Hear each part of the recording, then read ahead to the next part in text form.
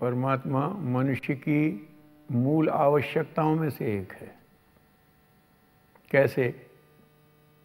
मनुष्य के बारे में आप किसी भी विचारधारा से पूछिए, धर्म की विचारधारा, सनातन धर्म, क्रिश्चियन, इस्लाम वगैरह वगैरह, या वैज्ञानिकों से पूछिए, एक बात में सब लोग एक सहमत हैं कि इस दृश्य जगत में मनुष्य से श्रेष्ठ और कोई कृति नहीं है। तो क्या है मनुष्य की श्रेष्ठता? उसकी चेतना का एक स्तर है। चेतना का वो स्तर दिया है मनुष्य को परमात्मा ने जो और किसी के पास नहीं।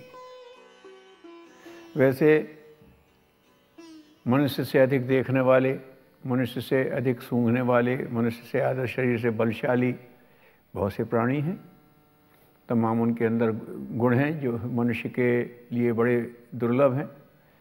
लेकिन इन सब के बावजूद जो विशेषता है कि मनुष्य के पास एक चेतना का स्तर है। वो निर्णय से काम कर सकता है, अपने संकल्प से नई सृष्टि कर सकता है। ये मनुष्य का अपना गुण है। तो अब चेतना का स्तर मनुष्य का सबसे ऊपर हो गया। अब एक नियम है, विज्ञान का कह लो, प्रकृति का कह लो, कि आप आसपास के घटकों में आदान प्रदान चलता रहता है। अगर विभिन्न तापक्रम की वस्तुएं आप एक स्थान पर रख दें तो अधिक तापक्रम का प्रभाव कम तापक्रम वाले पर होना शुरू हो जाएगा। तो ठीक है, जिनका टेम्परेचर कम था उनको तो टेम्परेचर मिल गया, लेकिन जिसका ज़्यादा था उसका तो घट गया। अब इसको अगर हम चेतना के स्तर से देखते हैं तो मनुष्य की चेतना का स्तर बहुत ऊंचा है। अब उसके संपर्क में आने वालों को उसका चेतना का लाभ मिलेगा, लेकिन मनुष्य का चेतना का स्तर घट सकता है, वो हीन चेतनाओं से प्रभावित हो सकता है। तो फिर मनुष्य की मनुष्यता को कायम रखना मुश्किल हो जाएगा। आज हो क्या रहा है? आम बात जो है मनुष्य के अंदर, आज मनुष्य ने इतना विकास कर लिया पदार्थ विज्ञान की दृष्टि से, चमत्कारी सुविधाएं, चमत्कारी उपलब्धियां मनुष्य के पास हैं, लेकिन हम देखते हैं कि मनुष्यता का स्तर गिर गया। ये हर एक को शिकायत है, उसी से तमाम परेशानियां खड़ी हो रही हैं। ये क्यों गिर गया? तो ये कहा ना कि अगर किसी को अपना टेम्परेचर हाई है, किसी का अगर तापमान ऊंचा है और उसका तापमान कहीं बराबर जा रहा है, तो उसे अपना तापमान मेंटेन करना है, उसे अपने तापमान स्थिर रखना है। तो कैसे करे? वो अपने से कोई ऊंचे तापमान का स्रोत पकड़े, या तो कहीं एक फ्यूल का इंतज़ाम करे, ऊर्जा का स्तर का अपने से मिलता रहे, उसे अपने बाहर जाने वाले तापमान की पूर्ति करनी है। तो मनुष्य चूँकि चेतना में श्रेष्ठ है, तो जो म्यूचुअल गिव एंड टेक का काम है विज्ञान के हिसाब से, पारस्परिक आदान प्रदान, ये तो चलता ही रहेगा। तो फिर अपने से श्रेष्ठ चेतना की मनुष्य को ज़रूरत है, जहाँ से वो अपनी चेतना की पूर्ति करता रहे। अब हमने कह दिया कि मनुष्य से श्रेष्ठ कुछ है ही नहीं, तो फिर ठीक है, मनुष्य को अपनी चेतना का स्तर गिरता हुआ चला जाएगा। ये आज हो भी रहा है। तो मनुष्य ने कहा कि ऐसा कोई स्रोत है क्या? तो ये मनुष्य की खोज है। मनुष्य ने खोजा है ईश्वर को, और प्राणियों को ज़रूरत नहीं है, क्योंकि उसका क्रम चल रहा है। वो प्रकृति में जो नियति है उनकी, उसी के हिसाब से चलते हैं। लेकिन मनुष्य के बारे में कोई निर्धारण नहीं कर सकता कि ऐसे ही जिएगा। वो अपना संकल्प करेगा तो कैसे भी चलेगा, वो नियति से प्रभावित नहीं। वो तो नियति को बदलने की हिम्मत रखता है। ईश्वर को लेकर के जो भ्रांतियाँ फैल गई, उससे उसे अंधविश्वास कह दो, उसे बेकार की बात कह दो। नीत्शे के शब्दों में ये कह दो कि ईश्वर मर गया है, कल लोगों औरों के संबंध में कह दो ईश्वर है ही नहीं, कह दो। लेकिन ये बात सच है, आप भूल जाइए अच्छा ईश्वर नाम का कोई व्यक्ति है? तो अब परमात्मा के नाम से ले लो। आत्मा हमारे पास भी है, हमारे अंदर भी वायु है। तो हमारे अंदर जो वायु है, तो फिर बाहर भी कोई वायु है कि नहीं? अरे बाहर बहुत व्यापक वायु है। तो ठीक है, हमारे अंदर जो चेतना है, हमारे अंदर जो आत्मा, बाहर एक बहुत व्यापक चेतना है, एक व्यापक आत्मा है। हमारे अंदर पानी है, हाँ है, तो हमारे अंदर पानी बाहर बहुत व्यापक पानी है, उसके बहुत से स्तर हैं। तो जो कुछ हमारे अंदर है वो प्रकृति में बड़ी विराट रूप में बहुत विशालता से है। तो फिर हमारी चेतना से भी उच्च चेतना, एक विराट चेतना का सरोवर है, यह हमें मानना ही पड़ेगा। और ये मान लेते ही फिर मनुष्य में क्षमता है कि वो उसे संपर्क बना करके रख सकता है। अगर हमने समुद्र से संपर्क बना के रखा है, कुएं में से पानी निकालते हैं, अगर वो प्राकृतिक स्रोतों से जुड़ा हुआ है तो पानी कम नहीं पड़ता, और नहीं तो कुछ दिनों में कम पड़ने लगता है। तो हमारा प्राकृतिक स्रोत है किसका? चेतना का, उच्च स्तरीय चेतना का। परम पूज्य गुरुदेव पंडित श्री राम शर्मा आचार्य ने ईश्वर की एक और व्याख्या की है। ईश्वर के तो अनंत रूप हैं, उसके अनंत हैं, लेकिन मनुष्य जो समझ सकता है, मनुष्य का जो ये कंप्यूटर डिज़ाइंड है, जिस हिसाब से इसको विकसित किया गया है, हर कंप्यूटर की अपनी एक सीमा होती है। तो ये ईश्वर को अगर समझ सकता है तो श्रेष्ठ आदर्शों के समुच्चय के रूप में, integrated unit of the highest idealism, श्रेष्ठतम का एक संग्रह है वो। अब चलो इस रूप में आप कह लो ठीक है, श्रेष्ठता हमारे अंदर है तो कहीं तो है उसका स्रोत। तो ऐसे चेतना का विराट प्रवाह है, इसको ईश्वर कहा। तो जैसे निवेदन किया कि ये मनुष्य की आवश्यकता है, इसलिए मनुष्य ने उसे खोजा है। मनुष्य ने अपनी आवश्यकता की हर वस्तु खोजी है। जैसे मनुष्य को लगा मेरे अंदर भाव उठते हैं, मेरे अंदर विचार उठते हैं, तो उसने भावना और विचारों के आदान प्रदान का माध्यम खोजा। तो वो पहले भाषा बनी, फिर भाषा में से काव्य बना, काव्य में से संगीत निकला, संगीत के साथ कला जुड़ी। ये सब क्या है? विचारों और भावनाओं की अभिव्यक्ति के लिए माध्यम मनुष्य ने खोजे हैं। अरे तो खोजे हैं तो ये थे, हाँ बिल्कुल थे। तो कैसे थे? अनडेवलप्ड थे, अविकसित थे, मनुष्य ने विकसित कर लिया। इसी तरह से ईश्वर है और मनुष्य की आवश्यकता है कि मैं अपनी चेतना का स्तर गिरने ना दूं, ऊपर बढ़ाऊं। जितने भी धर्म लोग हैं, क्षेत्र है, उन्होंने यही प्रयास किया है कि मनुष्य का चेतना का स्तर नीचा ना होने पाए। मनुष्य की योग्यता का स्तर बढ़ गया और चेतना का स्तर घट गया तो आज वाली ही विसंगतियाँ शुरू हो जाएगी।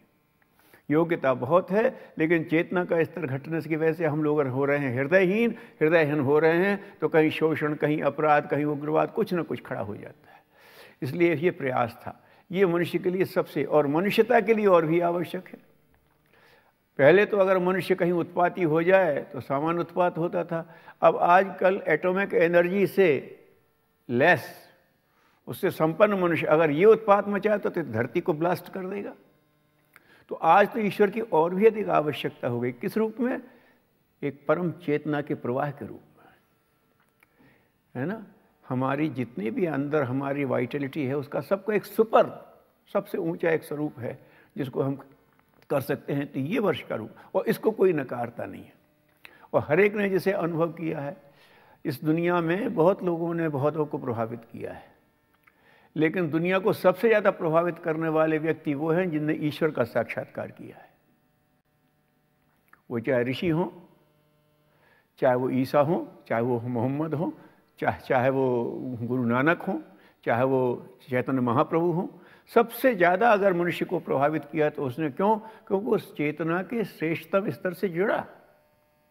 पहले वो सामान्य व्यक्ति थे लेकिन उन्होंने एक साधना की, उस चेतना के स्तर से जुड़ने की प्रयास किया है, तो क्या हुआ? ईश्वर की अनुभूति हुई, डिवाइन लाइट दे गॉट, उनको वो मिली। तो उन्होंने कहा कि अब ये इल्हाम होने लगा, अब दिव्य संदेश मिलने लगे। वहाँ से तो ऐसे लोगों ने सबसे ज़्यादा प्रभावित किया है। क्यों? यही बात है कि वो मनुष्य की मनुष्यता का स्तर बना के रख सकता है, उसे ऊंचा उठा सकता है, इतना ऊंचा उठा सकता है, इतना ऊंचा उठा सकता है कि मनुष्य भी ईश्वर तुल्य हो जाए, उसमें भेद न रह जाए, इस नीचत ले सकता है। तो ये एक ऐसी विधा है, इसको लेकर फिर तो उसके बारे में ये भी कहते हैं ईश्वर को कि जितनी भी चीज़ें बनी हुई हैं ये सब उसी का रूपांतरण है। एक वो देवा सर्वभूतेषु गूढ़ा, और एक ही है वो सभी भूतों में, जितने भूत माने जो उत्पन्न वस्तुएं दिखती हैं, द एग्जिस्टिंग एलिमेंट्स, उसमें वो गूढ़ रूप में विराजित है। एक वो देवा सर्वभूतेषु गूढ़ा, सर्वव्यापी, सर्वभूतांतरात्मा, सब जगह है और आत्मा के रूप में है। मतलब यूँ ही नहीं है कि वो कहीं किनारे पड़ा है, वो मूल चेतना के रूप में। सर्वभूतात्मा कर्माध्यक्ष है, जितने कर्म हो रहे हैं उसका अध्यक्ष वही है, is the president of all the कर्म। सर्वभूताधिवासा, और वो सब में है और सब उसमें भी है, वो उसका आवास भी वही है। साक्षी चेता केवलो निर्गुणश्च, ये उसका स्वरूप है, वो सही सबका साक्षी है, वही अकेला है और गुणों से परे भी है। सब ने कहा है, इस्लाम के उसमें उसको उसकी व्याख्या की है तो उनके कहते हैं वल अव्वल, वो पहला भी है। मतलब जब कोई नहीं था तब वो था, उसी ने सबको पैदा किया, वह अल अव्वल, वो पहला है, और आखिर वो अंतिम भी है। जब कुछ नहीं रहेगा तब भी वो रहने वाला है। सब उसी में समाहित होने वाले हैं, सब उसी में से निकले, सब उसी में समाहित होने वाले हैं। वल ज़ाहिर जो प्रकट है, जो दृश्य है वो भी वही है, वल वातिन जो अप्रकट है वो भी वही है। अप्रकट में से प्रकट का क्रम चल रहा है, तो उन्होंने भी वही कहा कि ईश्वर जो इस रूप में सबके सामने है तो वो है। तो फिर वो क्या हो जाता है? अब ये बात समझ में आती है। तो फिर ये पदार्थ कैसे है? तो अब आज तो फिजिक्स वहाँ पहुँच चुका है, पदार्थ विज्ञान वहाँ पहुँच चुका है। यहाँ उन्होंने देखा, एटॉमिक कंस्ट्रक्शन को देखा, एटॉमिक स्ट्रक्चर पे गए, उसके बाद देखा एटम उसमें बीच में न्यूक्लियर, उसको खंडित किया तो लगता है कि पदार्थ ही गायब हो गया, सिर्फ चेतना रह गई। तो वो चेतना ने ही अपने आप को पदार्थ के रूप में कर लिया है, तो हो गया बस वही ईश्वर का, चेतना ही ईश्वर का रूप है।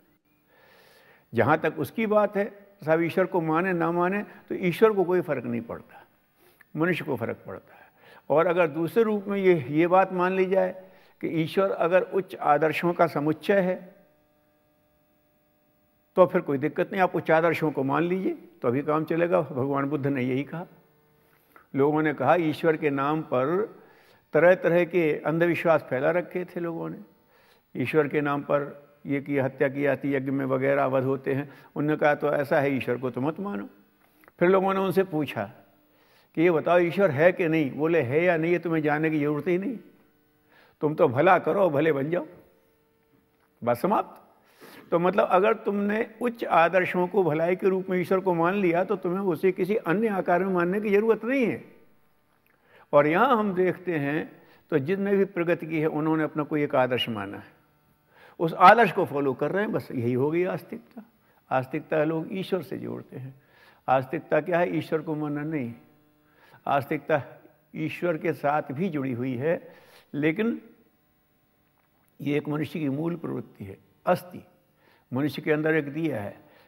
जानवर ये नहीं देखता कि कैसे कैसे किस मौसम में कैसे क्या होता है, इसको बदलना चाहें तो कैसे बदलें, और कैसा स्वर है तो हम अपने स्वर को बदलें तो कैसे बदलें, नहीं करता। लेकिन मनुष्य हर चीज़ में उसका कारण खोजना चाहता है।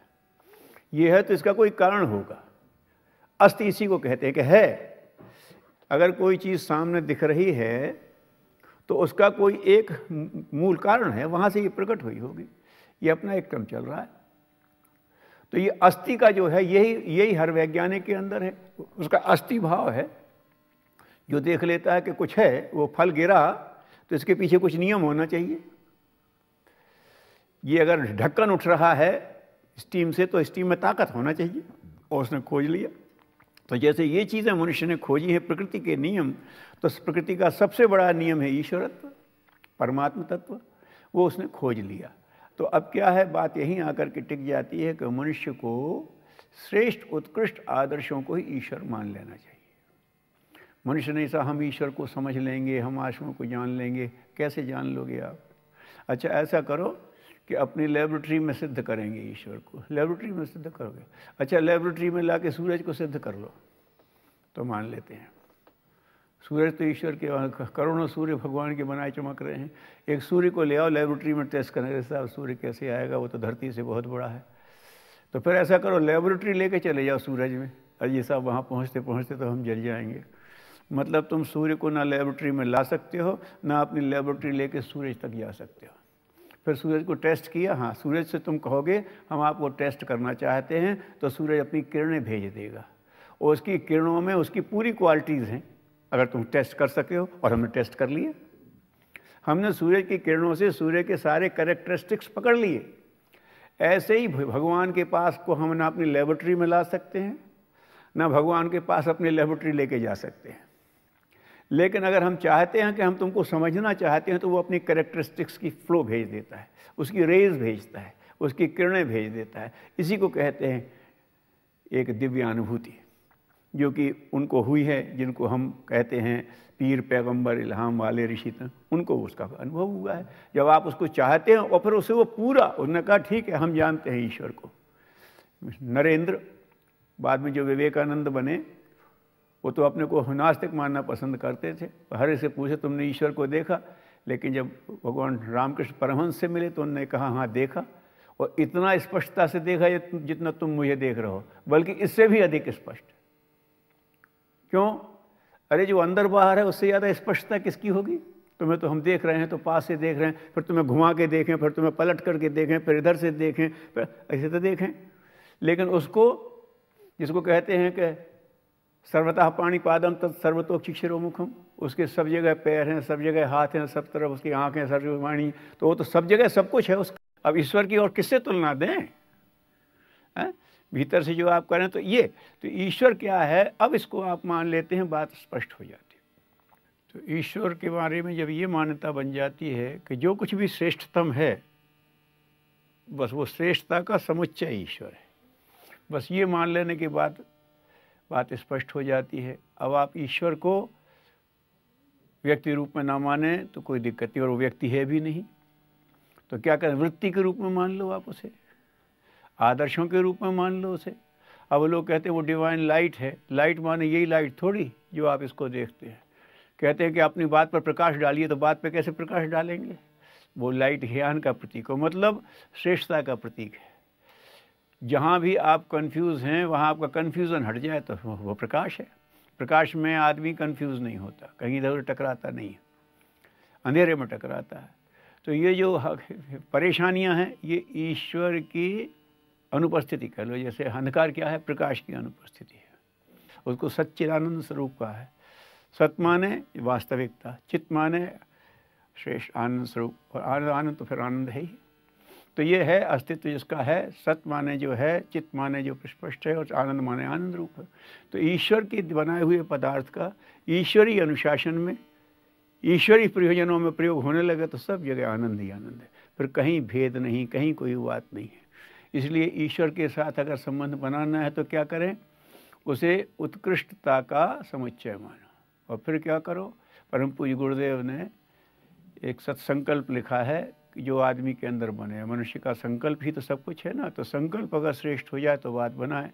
तो अच्छा समय लाना चाहते हो, अच्छी प्रगति चाहिए तो क्या करें? सत्संकल्प करो। उसका पहले ही सूत्र है, ईश्वर को सर्वव्यापी न्यायकारी मानकर उसके अनुशासन को जीवन में उतारेंगे। अब हम ईश्वर को मानते हैं लेकिन ईश्वर के बारे में हमारी दृष्टि साफ नहीं है, वो कैसा है? तो वो क्या है? सर्वव्यापी, सब जगह वो है। और क्या है? न्यायकारी, उसे अन्याय पसंद नहीं है। अब ये मान लेने के बाद आदमी किससे तो छिपे? जब सब जगह मेरा ईश्वर है तो मैं छिप के कोई काम कैसे कर लूँगा? और वो न्यायकारी है तो फिर अन्याय के लिए मैं कैसे लोगों को कन्विंस कर सकूंगा? अपने आप को कैसे कन्विंस कर सकूंगा? मैं कर ही नहीं सकता। लीजिए, बस बात खत्म हो गई। नहीं साहब, मैं जानता हूं तो होता नहीं। अरे हाँ, ये बात ठीक है, जानता हूं होता नहीं, तो उसके अनुशासन को जीवन में उतारेंगे। ईश्वर को सर्वव्यापी माने, न्यायकारी माने, और उसके अनुशासन को जीवन में उतारें। खेल के अनुशासन को जीवन में उतारेंगे तो खिलाड़ी बन जाएंगे। संगीत के अनुशासन को जीवन में उतारेंगे तो संगीतज्ञ बन जाएंगे। वैज्ञानिक के अनुशासन को जीवन में उतारेंगे तो वैज्ञानिक बन जाएंगे। और ईश्वर के अनुशासन को जीवन में उतारेंगे तो ईश्वर तुल्य बन जाएंगे। जो अभी हमने कहा कि वो सबसे ज़्यादा प्रभावित करने वाले वो व्यक्ति है जिसने ईश्वर का साक्षात्कार किया, क्योंकि वो ईश्वर तुल्य हो गए, अंतर नहीं रहता। तो ये अगर होने लगे तो फिर ईश्वर का क्या गुण है? ईशन शब्द जो आया, परमात्मा माने आत्माओं का समुच्चय, ईशन शब्द से आया है। ईश्वर माने नियंत्रण, शासन, व्यवस्था। वो बड़ा ज़बरदस्त व्यवस्थापक है।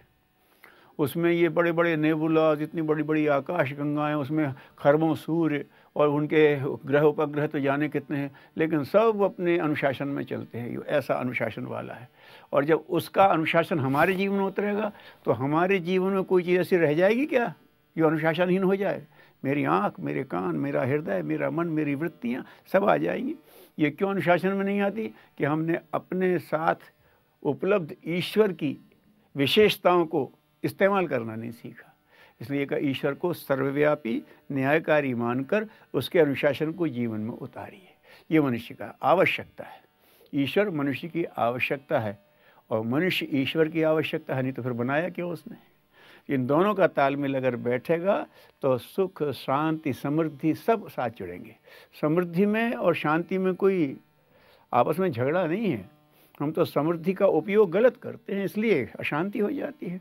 इसलिए सबसे यही निवेदन है कि ईश्वर को उत्कृष्ट आदर्शवादिता के रूप में मानिए, उसको सर्वव्यापी न्यायकारी मानिए, रूप क्या है? सभी रूप उसके हैं, सर्वव्यापी और न्यायकारी रूप में वो है। बस कितने रूप हैं? सब रूप उसी के हैं ना, कहा ना, वल ज़ाहिर वल वातिन, वो ज़ाहिर भी है, व्यक्त भी है, अव्यक्त भी है। तो उसको मानिए, ये माने, और तो फिर क्या करें? उसके अनुशासन को जीवन में उतारिए, फिर बात बन जाएगी। सबके लिए मंगल कामना, ईश्वर तत्व को आप समझें, उसके प्रति अपने विश्वास को जाएं और उसका विश्वास को प्रखर बनाएं और उसका लाभ जीवन में उठाएं और उसका लाभ दूसरों को दें। ओम शांति।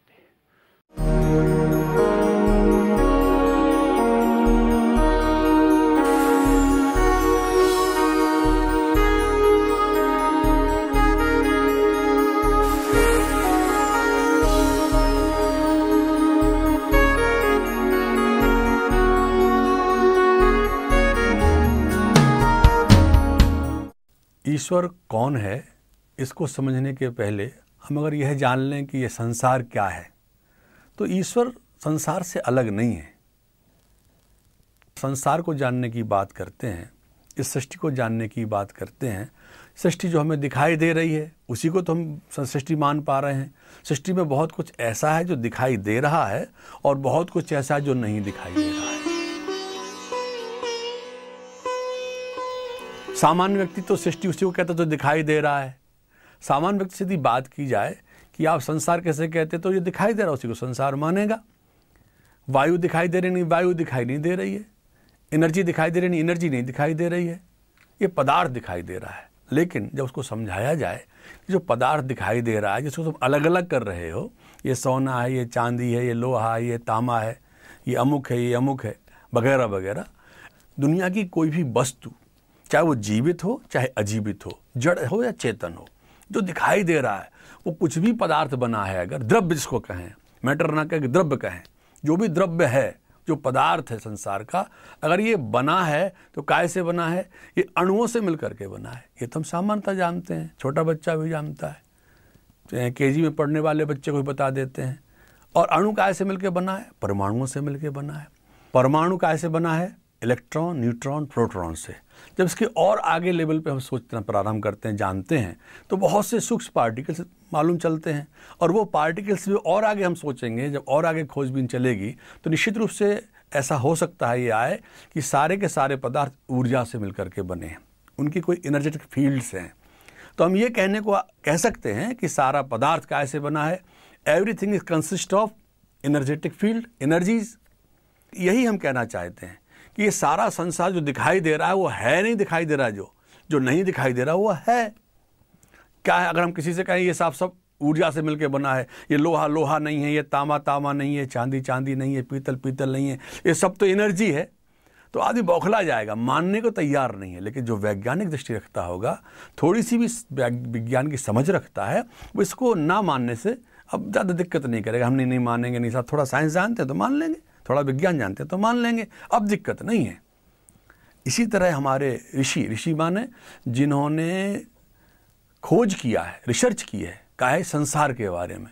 कौन सी प्रयोगशाला में? अपनी स्वयं की प्रयोगशाला में, अपने विचार की प्रयोगशाला में।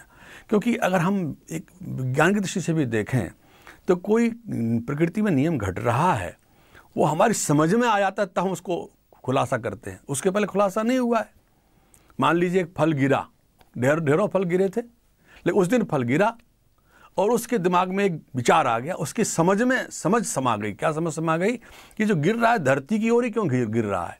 और इसने सोचना शुरू किया, समझना शुरू किया, जानना शुरू किया, मानना शुरू किया, और उसकी समझ में ये बात आ गई कि प्रत्येक पदार्थ को धरती अपने केंद्र की ओर खींच रही है। प्रकृति में पहले से था, उसकी समझ में ये बात समा गई और उसने इसका खुलासा कर दिया। लोगों ने मानना शुरू कर दिया, पहले इनकार भी किया होगा, ऐसा जरूर हुआ होगा, लेकिन बाद में जब वो सत्य होता चला गया, उसकी प्रत्येक कल्पना सत्य होती चली गई, उसके प्रत्येक सिद्धांत सत्य होते चले गए, तो और लोगों ने मानना स्वीकार कर लिया। अब इस पर कोई डिस्कस नहीं करता, गुरुत्वाकर्षण का नियम है ऐसे मान लेते हैं। ऐसे अगले दिनों ईश्वर है, ना मानने की कोई बात नहीं रहेगी। कैसे? हमारे ऋषियों ने कहा, उन्होंने अपने प्रयोगशाला में देखा, ये जो कुछ भी दिखाई दे रहा है, सोचते चले गए और उन्होंने एनर्जी के आगे की फील्ड को पकड़ लिया। कौन सी फील्ड थी वो? चेतना की फील्ड, विचारों की फील्ड। और उन्होंने कहा उस समय विचार आया कि मैं एक से बहुत होना चाहता हूं। कौन? चेतना एक से बहुत होना चाहती है। बहुत होने की जब उसके अंदर बात आई तो उसने सृष्टि संरचना कर ली। तो ऋषि भी क्या कहता है कि ये सारी सृष्टि चेतना से बनी है, और वो कह देता है सर्वम खलविदम ब्रह्म। ये कह दिया। वेद में, शास्त्रों में, उपनिषदों में ये वाक्य, वैसे वाक्य मिलते हैं कि सारा संसार जो कुछ दिखाई दे रहा ये ब्रह्म ही है। चेतना, परमात्मा चेतना का ही स्वरूप है। जैसे हम अभी कह गए कि एनर्जी ही सारा संसार है, everything is consist of energy. ऐसी ऋषि कह रहा है कि तुम एनर्जी तक की बात करते हो, हम तो एक बात और भी कह रहे हैं। और यही बात जो ऋषि कह रहा है कि एनर्जी के आगे चेतना है, ऐसी ही मिलती जुलती बात अपने बहुत अच्छे वैज्ञानिक आइंस्टीन साहब ने कहा कि हम देखते हैं कि जो पार्टिकल्स के मूवमेंट हैं, उस मूवमेंट में एक बात दिखाई देती है कि या तो उस पार्टिकल में स्वयं का मस्तिष्क है, अथवा उसको कोई ऐसा गवर्न कर रहा है जिसके पास अपना मस्तिष्क है कि टकराने नहीं दे रहा है इनको। आगे जब खोज होगी तो निश्चित रूप से हम ये पाएंगे कि कोई इसको गवर्न कर रहा है, कोई नियम इसको चला रहा है। इस नियम को ही यम कहा है ऋषियों ने। जो नियम है यही नियामक सत्ता यम, इसी को भगवान कहा है।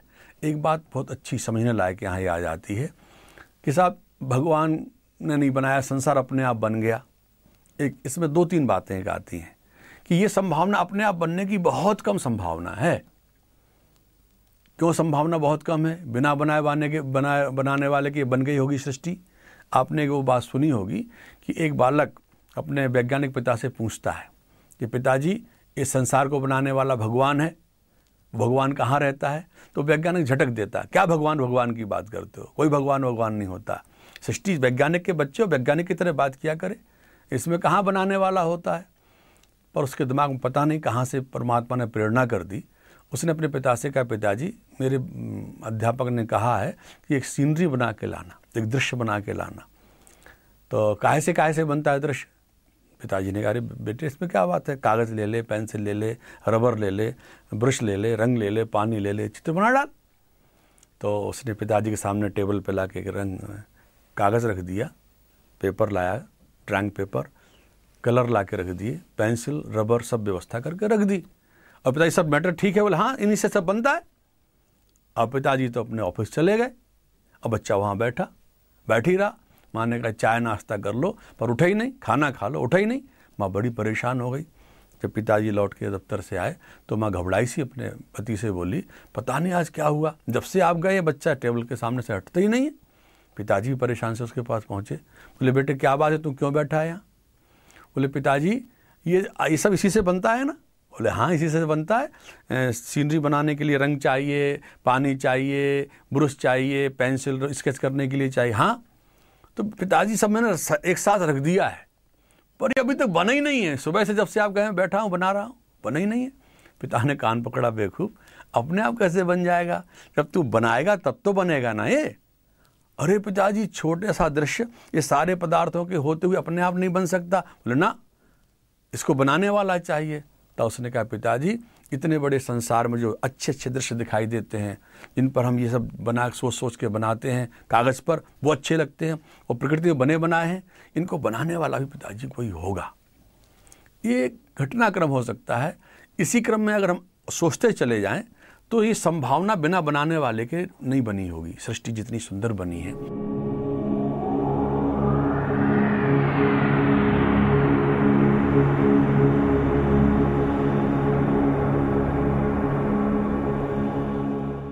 इसको कोई बनाने वाला ना हो और अपने आप बन गई हो, ये ऐसे ही असंभव सी बात लगती है।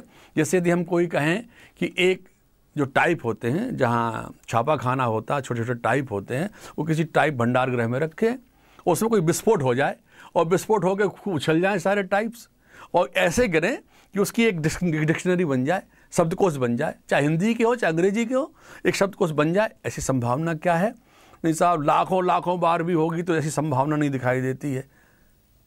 तो बिना बनाने वाले के जिस तरह से शब्दकोश नहीं बन सकता है, वैसे ही अगर कोई कहे कि सृष्टि में विस्फोट हुआ और सृष्टि शानदार बनती चली गई, तो ये बात ठीक नहीं है। जब ये शब्द को उछलते हैं, विस्फोट करने पर शब्दकोश नहीं बन रहा, उसको भी अरेंज करने वाला कोई चाहिए, उसका भी कोई नियामक नियंता चाहिए, उसको भी बनाने वाला क्रिएटर कोई चाहिए, ऐसे सृष्टि को भी कोई बनाने वाला चाहिए। इतनी समझ तो हमारी होनी चाहिए। फिर भी हम जिद करते रहें कि हम ईश्वर को नहीं मानते हैं, तो ये बात ठीक नहीं है। ईश्वर को मानना चाहिए। और अगर हम सोचें कि माने कि ना माने, तो मानने में हमारा हर तरह से भला है, ना मानने में हमारा नुकसान है। एक बार स्वामी विवेकानंद के सामने ये प्रश्न आया, ईश्वर को माने कि नहीं माने। उन्होंने कहा देखो भाई, दो संभावना, ईश्वर माने आ ना माने, और उसमें दो संभावना, ईश्वर हो सकता है और नहीं हो सकता है। तो मान लीजिए एक बार कि ईश्वर नहीं है। इसको कैसे हम, उन्होंने एक घटनाक्रम सुनाया कि एक कमरे में किसी ने कह दिया सांप है। अब कुछ लोग थे सांप है, कुछ लोग कह रहे सांप नहीं है। तो क्या मानने में फायदा है? जो ये मान के जाएंगे कि इसमें सांप नहीं है और वो बिल्कुल लापरवाह होकर चले जा रहे हैं, और उसमें यदि सांप निकल आया तो सांप उसको नुकसान पहुंचा सकता है। लेकिन जो बाहर ये मान के चलेंगे कि सांप इसमें है और तैयारी से निकल रहे हैं, टॉर्च लेके चल रहे हैं, डंडा लेके चल रहे हैं, अपनी सुरक्षा करके चल रहे हैं, और उसमें सांप निकल आया तो सुरक्षा कर लेंगे, और यदि नहीं भी निकला तो उनका कोई नुकसान होने वाला नहीं है। ये उदाहरण बहुत अच्छा लगता है। स्वामी विवेकानंद ने बताया तो बहुत से लोगों ने मानना शुरू कर दिया ईश्वर को। ईश्वर है। अब ईश्वर माने तो कैसे माने? एक तो ईश्वर का यह स्वरूप है जिसको गोस्वामी तुलसीदास जी ने कहा है, सिया राम मैं सब जग जानी, करहूँ प्रणाम जोर जुग पानी। सारा संसार उस परमात्मा का ही स्वरूप है, जो पहले कह चुके हैं, सर्वम खलु इदम ब्रह्म, उसी का रूप है। परमात्मा सब में, एको देवा सर्वभूतेषु गूढ़ा, एक ही परमात्मा सब में छिपा हुआ है। भूत किसे कहते हैं? जो पैदा हो रहा है, उत्पन्न हो रहा है, बन रहा है, भू, उसको भूत कहते हैं। सब में समाया हुआ है। अब सब में समाया है तो जड़ में भी समाया है, चेतन में भी समाया है। अभी चूंकि चर्चा हम अपने मानव संसार की बात कर रहे हैं, तो प्राणी संसार की बात कर रहे हैं, इसलिए प्रत्येक प्राणी में, प्रत्येक मनुष्य में परमात्मा अंतर आत्मा में समाया हुआ है। उसके अंतःकरण में विराजमान है। हृदय देशे तिष्ठति, हृदय देश में तिष्ठित बैठा हुआ है। अब हृदय हम इसको कह रहे हैं आर्टिकल वाले क्षेत्र को, जिसको मेडिकल साइंस कहती है, नहीं, थोड़ा यहाँ हम अपने हृदय को कह रहे हैं, भावनाओं के जगत को हृदय कह रहे हैं, विचारणाओं के जगत को हृदय कह रहे हैं। इसको हम अपनी शास्त्रीय भाषा में कहते हैं स्थूल शरीर, सूक्ष्म शरीर, कारण शरीर। तो जो भाव जगत है हमारा, भाव शरीर है, हृदय क्षेत्र है, उसमें परमात्मा विराजमान है। तो किन किन रूपों में हम उसको अनुभव कर सकते हैं? परमात्मा के जितने निकट इंसान जाएगा, परमात्मा उसके अंदर इतना समाएगा, या यूँ कहें परमात्मा जिसके अंदर खुल रहा है। देखिए, इसको परमात्मा को ना बाहर जाना है, ना परमात्मा को अंदर आना है, वो तो है। अब उसको हम अनुभव कर लें या उसका प्राकट्य हो। अब इसकी अनेक विधियां हैं, उन विधियों के चक्कर में हम नहीं पड़ना चाहते। सीधी सी बात अभी हम ये कहना चाहते हैं, ये जानना चाहिए हमको, लाभ की बात भी है। यदि हम परमात्मा के निकट जाएं तो हमारा क्या लाभ है? परमात्मा को हमने मान लिया तो परमात्मा को कैसे अनुभव में लाएं? तो बस प्रेम, करुणा, दया, ममता, उदारता, आत्मीयता, जितने भी दैवी गुण हैं, जिसको गीता जी ने दैवी संपदा कहा है, उस तरह के सारे गुण, जिन गुणों को आप दूसरे में देखते हैं तो आपको वो अच्छा लगता है। ऐसे गुण, प्रेम करना सबको अच्छा लगता है। आपके पास कोई कष्ट है और आपकी कोई सहायता करे तो आपको अच्छा लगता है। ऐसी दूसरे कष्ट में जो हैं उनकी यदि सहायता आप करें तो उसको अच्छा लगेगा। ऐसे जितने गुण हैं, अब इनको बहुत व्याख्या करने की जरूरत नहीं है, ये सबको मालूम है। फिर भी कोई झगड़ा करना चाहे तो भाई झगड़े की कोई बात नहीं है। अच्छे गुण माने अच्छे गुण, और खराब गुण माने खराब गुण, अवगुण माने अवगुण। हर कोई जानता है, ईमानदारी, प्रेम, करुणा, ये सब मालूम है। तो इनका विकास हृदय में हो तो समझना चाहिए हम परमात्मा के निकट हैं, परमात्मा हमारे अंदर और स्पष्ट हो रहा है। इन गुणों की आज आवश्यकता है। परमात्मा से दूर जाने के कारण हमारे व्यक्तिगत जीवन में कुंठाएं, अवसाद सब बढ़ रहा है, परिवार टूट रहे हैं, पति पत्नी के बीच के जीवन नरक जैसे हो रहे हैं, माता पिता दूर होते चले जा रहे हैं। सारे संसार में कोहराम मच जाएगा अगर ईश्वर के निकट हम नहीं जाएंगे और ईश्वर के इन गुणों का विकास संसार में नहीं होगा। संसार माने व्यक्ति में, व्यक्ति के विचारों में, व्यक्ति के समझ में अगर परमात्मा नहीं समाएगा तो ऐसा सुनिश्चित सा लगता है अगले दिनों सारा संसार नरक हो जाएगा। नरक माने फिर कोई किसी पर विश्वास नहीं करेगा। कोई किसी से प्रेम नहीं करेगा, पति पत्नी के संबंध बिगड़ते चले जाएंगे, पशुवत जीवन होता चला जाएगा। इन सब चीज़ों, भयावह चीज़ों से बचाने के लिए संसार को आज नितांत आवश्यकता है ईश्वर के इस करुणामयी, प्रेममयी, स्नेहमयी, उदारता वाले स्वरूप को धारण करने की, स्वयं में और दूसरों तक उसको पहुंचाने की।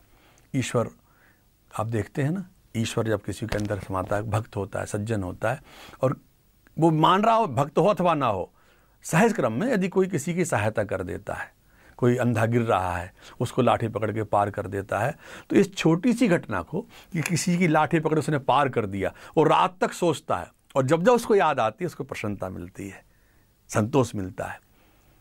जैसे किसी को कोई आवश्यकता है, और निराला का आपने सुना होगा किस्सा कि निराला को कंबल मिला दान में, एक नया सुंदर पुरस्कार के रूप में, और उड़ के चले जा रहे थे। एक कांपता हुआ, शीत में थर थर कांपता हुआ व्यक्ति दिखाई दिया, और उनके अंदर भगवान प्रकट हो गया, भाव प्रकट हो गया, और उनके अंदर जो करुणा जागी, तो उन्होंने जाके, निराला ने अपने उतारा कंबल को, साल दो साले को, और उस कांपते हुए के शरीर पर डाल दिया, और उनको ऐसे लगा जैसे उन्हें भगवान को उड़ा दिया हो।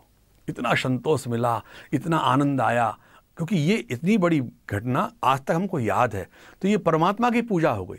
ऐसी बातें अब घर घर में पैदा होनी चाहिए, ईश्वर के गुणों को विकसित होना चाहिए, ताकि व्यक्ति अवसाद से बच जाए। अवसाद क्यों आता है? क्योंकि आदमी अपने आप को कर्ता मान लेता है, और यदि वो ये मान ले कि करने वाले हमें, पुरुषार्थ हमें करना है, लेकिन फल देना ईश्वर के हाथ में है। ये छोटी सी सोच है, लेकिन ये छोटी सी सोच ईश्वर के प्रति अगर हम कर लेंगे तो ढेर सारे अवसादों से, कुंठाओं से हम बच सकते हैं। जो बहुत सी बीमारियां बढ़ रही हैं, वो सारी जो आप जानते हैं, इसको बताने की आवश्यकता नहीं है। मधुमेह है, हृदय के रोग हैं, हाइपरटेंशन आदि आदि समस्त रोग जो हैं प्रायः हमारी इन्हीं कुंठाओं और अवसाद की देन हो रहे हैं। और अवसाद कुंठाओं से बचना चाहते हैं तो हम ये मान लें कि हमारा कर्म करने का अधिकार तो है, हम कर्म करें, अच्छे कर्म करें, फल देना ईश्वर के हाथ में। ईश्वर को मानने से एक फ़ायदा और भी यही है, और हमने काम किया, नहीं मिला फल, तो हमारा कोई रहा होगा। इसमें बहुत सी बातें और भी आती हैं, कर्म फल के सिद्धांत आदि, पर ईश्वर है, इतना मानने से भी काम चल जाएगा। हमें फल नहीं मिला तो हम दुखी नहीं होंगे। हमने खूब मेहनत की, परीक्षा दी, अच्छे नंबर नहीं आए, तो नहीं है नंबर आए तो हमको कोई दुखी नहीं होना चाहिए, अवसादग्रस्त नहीं होना चाहिए। परमात्मा का काम फल देना है, लेकिन हमारा पुरुषार्थ व्यर्थ नहीं जाएगा। गीता ने बार बार कहा है कि जो काम आप कर रहे हैं वो व्यर्थ नहीं जाएगा, कभी कभी ना कभी उसका आपको परिणाम अच्छे रूप में मिलेगा। अच्छे काम का परिणाम अच्छा और बुरे काम का परिणाम बुरा, ये परमात्मा देता है। ईश्वर को मानने से अपने अंदर अवसाद खत्म हो जाएगा, रोग खत्म हो जाएंगे, और ये लगेगा सब संसार परमात्मा का बनाया हुआ है, सब में भगवान का अंश समाया, एक वो देव सर्वभूते से गूढ़ा। तो सबके प्रति प्यार, सबके प्रति स्नेह, सबके प्रति अच्छापन, अच्छे भाव पैदा होते चले जाएंगे, और ये घर परिवार अच्छा बनता चला जाएगा। तो ईश्वर को सब में मानने से और सब ईश्वर का बनाया हुआ मानने से, ईश्वर है, सर्वज्ञ है, सर्वव्यापी है, न्यायकारी है, ऐसा मानने से, उसके अनुशासन को मानने से हमारा जीवन शानदार बनता चला जा सकता है। हम शानदार ज़िंदगी जी सकते हैं। और जब ये बात मानते चले जाएंगे तो ये लगता है कि इस जीवन के आगे भी जीवन है, इसके पहले भी जीवन था। केवल ईश्वर को मानने से ये बात पूरी नहीं होती। ईश्वर कौन है जब चलेगी बात तो और आगे तक चली जाती है। ईश्वर को माने, अपने जीवन को ठीक करें। ईश्वर वास्तव में सतचित आनंद है, सत है, उसका विराट स्वरूप दिखाई दे रहा। भगवान कृष्ण ने अर्जुन को समझाया कि तू देख नहीं रहा है, सारा विराट स्वरूप ईश्वर मैं ही है, मैं ही ये सब हूँ। भगवान ने जो विराट दर्शन किया, कराया, वो यही है जो शुरू में मैंने कहा, श्री राम मैं सब जग जानी, तुलसीदास जी की भाषा में, तो वो सत्य है। और चैतन्य, गवर्निंग पावर, जो आइंस्टीन की बात आ गई कि गवर्निंग पावर्स के पास चैतन्य सत्ता है। लेकिन आनंद की बात, अगर सत्य भी है, चैतन्य भी है, तो हमें क्या लाभ? आनंद वाला लाभ और आनंद की अनुभूति। इस ईश्वर के सच्चित आनंदमय रूप की अनुभूति कैसे हो? तो वेदांत कहता है, सोहम शिवोहम सच्चिदानंदोहम तत्वम असि अयम आत्मा ब्रह्म। यह आत्मा ब्रह्म है, यह आत्मा ईश्वर है। हमारे अंदर जो विद्यमान है यही ईश्वर है। बाहर भी है, जो ब्रह्मांड में है वो पिंड में भी है। ये जो पिंड है इसमें वो है जो ब्रह्मांड में है। तो अगर ब्रह्मांड में परमात्मा है तो इस पिंड में आत्मा है। उसके सारे गुण इसके अंदर हैं। ईश्वर अंश जीव अविनाशी, उन गुणों का विकास कैसे कर सकते हैं? समझ के ज्ञान के द्वारा अनुभूत कर सकते हैं, अनुभव कर सकते हैं उसको भक्ति के माध्यम से, कर्म योग के माध्यम से, ज्ञान योग के माध्यम से, किसी भी योग के माध्यम से हम उसकी अनुभूति कर सकते हैं। और जब अनुभूति करेंगे तो सच्चित आनंद की अनुभूति होगी। सच्चित आनंद समझाने के लिए एक बार श्री माँ अरविंद आश्रम में घूम रही थी। आपने कुछ लोगों को बुलाया, आश्रम के लोगों को, और एक गुलाब के फूल को दिखाने लगी बड़े गौर से। गुलाब के फूल को देखते हो? हाँ माँ देखते हैं। तुमने पहले भी कभी देखा है? हाँ माँ रोज़ देखते हैं। लेकिन आज इस दृष्टि से देखो। किस दृष्टि से? कि ये गुलाब का जो विकास हो रहा है, यहाँ परमात्मा का स्फुटन हो रहा है। इसमें एक सुगंध है, आनंद देती है। इसमें एक रंग है, इसमें मुस्कुराहट दिखाई दे रही है क्या? अरे माँ फूल मुस्कुराता है? किसी ने पूछा। तो मुस्कुराता फूल नहीं दिख रहा है? अगर तुम गौर से देखोगे तो फूल को देखते देखते तुम भी मुस्कुराने लगोगे। फूल को देखते देखते तुम्हारे अंदर भी आनंद विकसित होने लगेगा। इसका आनंद ही तो जो विकसित होता है। इसके सत स्वरूप को समझो, इसके चेतन स्वरूप को समझो। चेतना जो विकास कर रही है, इसकी चेतनता ही हमारे निकट आ जाती है। पुष्प को देख करके प्रसन्नता आती है। पुष्प प्रसन्नता का परिचायक है, पुष्प सत का परिचायक है, पुष्प आनंद का परिचायक है। और अरविंद आश्रम में श्री माँ ने समझाया कि ये पुष्प को देखने से तुम्हें ईश्वर का प्रस्फुटन पूरा समझ में आ जाएगा। सद्गुणों का विकास जैसे ईश्वरी चेतना का विकास माना जाता है, ऐसे ही ईश्वर जब अंदर होता है, अंदर विराजमान होता है और जागृत होता है, हर एक में होता है। तो एक अनुभव की बात है कि जब कोई किसी गलत कार्य को करता है तो अंदर की वो ईश चेतना, परमात्म चेतना, वो हमको एक बार मना करती है। लेकिन अगर हम उसको नहीं सुन पाते हैं, नकार देते हैं, तो फिर आगे मना करना बंद हो जाता है, उसकी आवाज़ सुनना बंद हो जाती है। लेकिन एक बार अगर अपराध जगत में कोई उतरता है, चाहे जितना दिग्गज हो, चाहे जितना बड़ा बलशाली हो, वो घटना हमको याद है होनी चाहिए कि जब रावण, कौन था रावण? जिसके चलने से धरती हिलती थी, जिसके बस में सारे देवता थे, दिशाएं कांपती थी। ऐसा रावण जिससे इंद्र भी थर थर कांपता था, ऐसा रावण जब गलत कार्य की ओर बढ़ा। कौन सा गलत कार्य? सीता माता की चोरी करने के लिए, सीता माता जी का अपहरण करने के लिए। तो तुलसीदास जी ने लिखा है कि जब वो चल रहा था तो ऐसे लग रहा था कि कोई श्वान, कोई कुत्ता किसी की रोटी की भड़याई करने चला हो। भड़याई शब्द बड़ा प्यारा है, चोरी करने चला हो। तो जैसे वो कांपता है। आपने किसी चोरी करने जाते हुए कुत्ते को देखा है? उसकी जो एक्टिविटीज़ पीछे देखता जाता है, इधर उधर देखता जाता है, भड़याने के लिए चलता है, चोरी करने के लिए, तो कांपता है उसका पैर। रावण भी एक बार कांप रहा था। वहाँ उन्होंने जो प्रतीक दिया, उपमा दी, बड़ी शानदार उपमा दी है। तो एक बार जब हम गलत कार्य करने चलते हैं, सबने अनुभव किया होगा, प्रायः कर सकते हैं, तो एक बार अंदर से कांपते हैं। ये क्या है? ये ईश चेतना का सीधा सीधा अस्तित्व दिखाई देता है कि इस चेतना है, परमात्मा अंदर बैठा है। वो कहता है देख बेटे गलत काम मत कर। हम नहीं मानते हैं, नहीं सुनते हैं, तो फिर वो जो है आगे से रोकना बंद कर देता है। अगर रोकता भी है तो हम सुनना बंद कर देते हैं। लोग यही कहते हैं अगर परमात्मा अंदर है तो कोई आदमी गलत काम कैसे करता चला जाता है? वो रोकता है, एक बार रोकता है, दो बार रोकता है। जब बार बार रोकने पर भी सुनते नहीं हो, वो रोकता तो बार बार है पर सुनाई नहीं पड़ता। ये गंदगी की आवाज़ में और घंटी की आवाज़, घड़ियाल की आवाज़ हो रही हो, अच्छी आवाज़ नहीं सुनाई पड़ती है। तो जो और शोर शराबे, दुनिया के शोर शराबे हैं, दुनिया की चकाचौंध है, उस चकाचौंध में परमात्मा की वह अच्छी आवाज़, उसकी वह वर्जना, उसका वह रोकना हमें सुनाई नहीं पड़ता और गलत मार्ग पर बढ़ते चले जाते हैं। यदि हम परमात्मा को रोज़ सुनने का अभ्यास कर लें 10-5 मिनट के लिए, तो निश्चित रूप से 10-5 मिनट उससे अकेले में मिलना शुरू कर दें, एकांत में बैठ जाएं, जिसको ध्यान, उपासना, साधना, जप आदि कहते हैं, इसमें बैठ जाएं। क्योंकि मंदिर में जाना एक बात है और परमात्मा के निकट बैठना दूसरी बात है। परमात्मा के निकट आप बैठें, एकांत में बैठें और उससे बातचीत करें, तो निश्चित रूप से उसकी वर्जनाएं बढ़ती चली जाएंगी। और न केवल वर्जनाएं बढ़ती चली जाएंगी, जब कभी हम कोई संकट में आ रहे होंगे तो उसे संकट की घड़ी में उसकी सहयोग और उसकी सहायता मिलेगी, दैवी अनुग्रह मिलेगा। और जब ऐसी घटनाएं हमको सुनने में आती हैं कि अमुक आदमी उस कष्ट में था, ईश्वर पर विश्वास करने वाला, उसने अपने ईश्वर को पुकारा और उसने उसकी सहायता की, द्रौपदी की सहायता की, गजग्राही की सहायता की। ये तो हम कह सकते हैं कि पुराणों की कथाएं हैं, पुरानी पड़ गई हैं, सत्य हैं भी कि नहीं है, पर आज भी ऐसी घटनाएं अनेक ग्रंथों में, अनेक किताबों में देखने सुनने को मिल जाती, हर धर्म संप्रदाय में देखने सुनने को मिल जाती हैं। ईश्वर विश्वासी के जीवन की घटनाएं, जब वो संकट में था उसने परमात्मा को हृदय से पुकारा, हृदय से पुकारा और उसको सहयोग मिला, किसी व्यक्ति का सहयोग मिल गया, किसी और का सहयोग मिल गया, लेकिन वह सहयोग सच्चे मायने में परमात्मा की ओर से भेजा हुआ सहयोग ही रहता है, परमात्मा का सहयोग भी रहता है। इसी सहयोग को पाने के लिए आज संसार के हम लोग भगवान के दरवाजे पर जाते हैं, गिरजाघर जाते हैं, मस्जिद जाते हैं, मंदिर जाते हैं। उसके पीछे एक ही कारण है कि भगवान हमारी सहायता करना। पर भगवान भी कहता है हम सहायता करें कैसे, हमारी बात तो सुनो। तो हम उपासना में, भजन पूजन में अपने मन को लगाएं, कुछ देर भगवान के पास अकेले बैठना प्रारंभ करें और ईश्वर के अस्तित्व को स्वीकार करें, ईश्वर के भाव को माने, स्वीकार करेंगे तो निश्चित रूप से हम ईश्वर की सहायता भी आगे मिलेगी। ईश्वर व्यक्ति नहीं है कि कहीं बैठा है व्यक्ति और वहाँ से उसका खजाना चल रहा है। ईश्वर सर्वव्यापी है, सब जगह सहयोग करने वाला है, सर्वसमर्थ है, तो आपकी सहायता भी समय पे कर देगा, आपको चेता भी समय पे देगा, गलतियों से बचा भी ले जाएगा। अब गलतियों से बचेंगे, सहायता मिलेगी तो आपको उठा भी ले जाएगा ऊंचाइयों तक। कितना उठाएगा? वह परमात्मा जब हमारे निकट बढ़ता चला जाता है या अपने आत्मा के विकास को हम करते चले जाते हैं परमात्मा चेतना के साथ बैठ करके, तो आत्मा महात्मा, देवात्मा और परमात्मा तक विकसित हो सकती है। ये वेदांत हमारे कहते हैं, हमारे ऋषि मुनि कहते हैं। इसको हम अनुभव में लाते हैं और लाया जा सकता है सुखी जीवन जीने के लिए।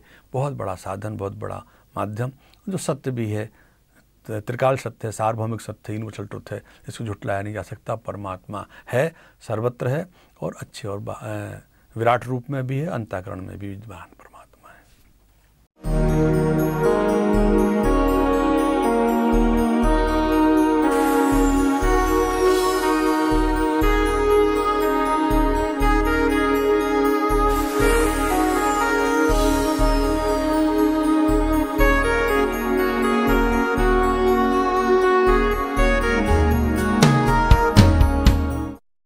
ईश्वर है क्या और ईश्वर की सत्ता को कैसे पहचाना जा सकता है? ईश्वर कोई ऐसी चीज़ नहीं है जिसको कि हम अपनी इंद्रियों के द्वारा देख सकें। स्थूल जगत की चीज़ों को तो हम अपनी इंद्रियों के माध्यम से देख सकते हैं, लेकिन बहुत सी चीज़ें ऐसी होती हैं जिनको कि हम अपनी इंद्रियों के माध्यम से नहीं देख सकते। ईश्वर वास्तव में सर्वव्यापी है और एक ये ऐसी सत्ता है जो न केवल नियंत्रण करती है, न केवल निर्माण करती है, न केवल पालन करती है, बल्कि एक ऐसी व्यवस्था बनाकर चलती है जिसके आधार पर ये सारी सृष्टि टिकी हुई है। अगर हम थोड़ा सा विज्ञान की तरफ चलें तो हम बहुत सी ऐसी चीज़ें पाएंगे कि जिसको कि हम अपनी आँखों से, अपनी इंद्रियों से देख नहीं सकते, लेकिन इसका मतलब ये नहीं है कि उनका अस्तित्व नहीं है। उदाहरण के लिए हमारे चारों तरफ रेडियो तरंगे हैं, लेकिन वो रेडियो तरंगे हम देख नहीं सकते। हम उनको किसी उपकरण के माध्यम से ज़रूर अनुभव कर सकते हैं, देख सकते हैं।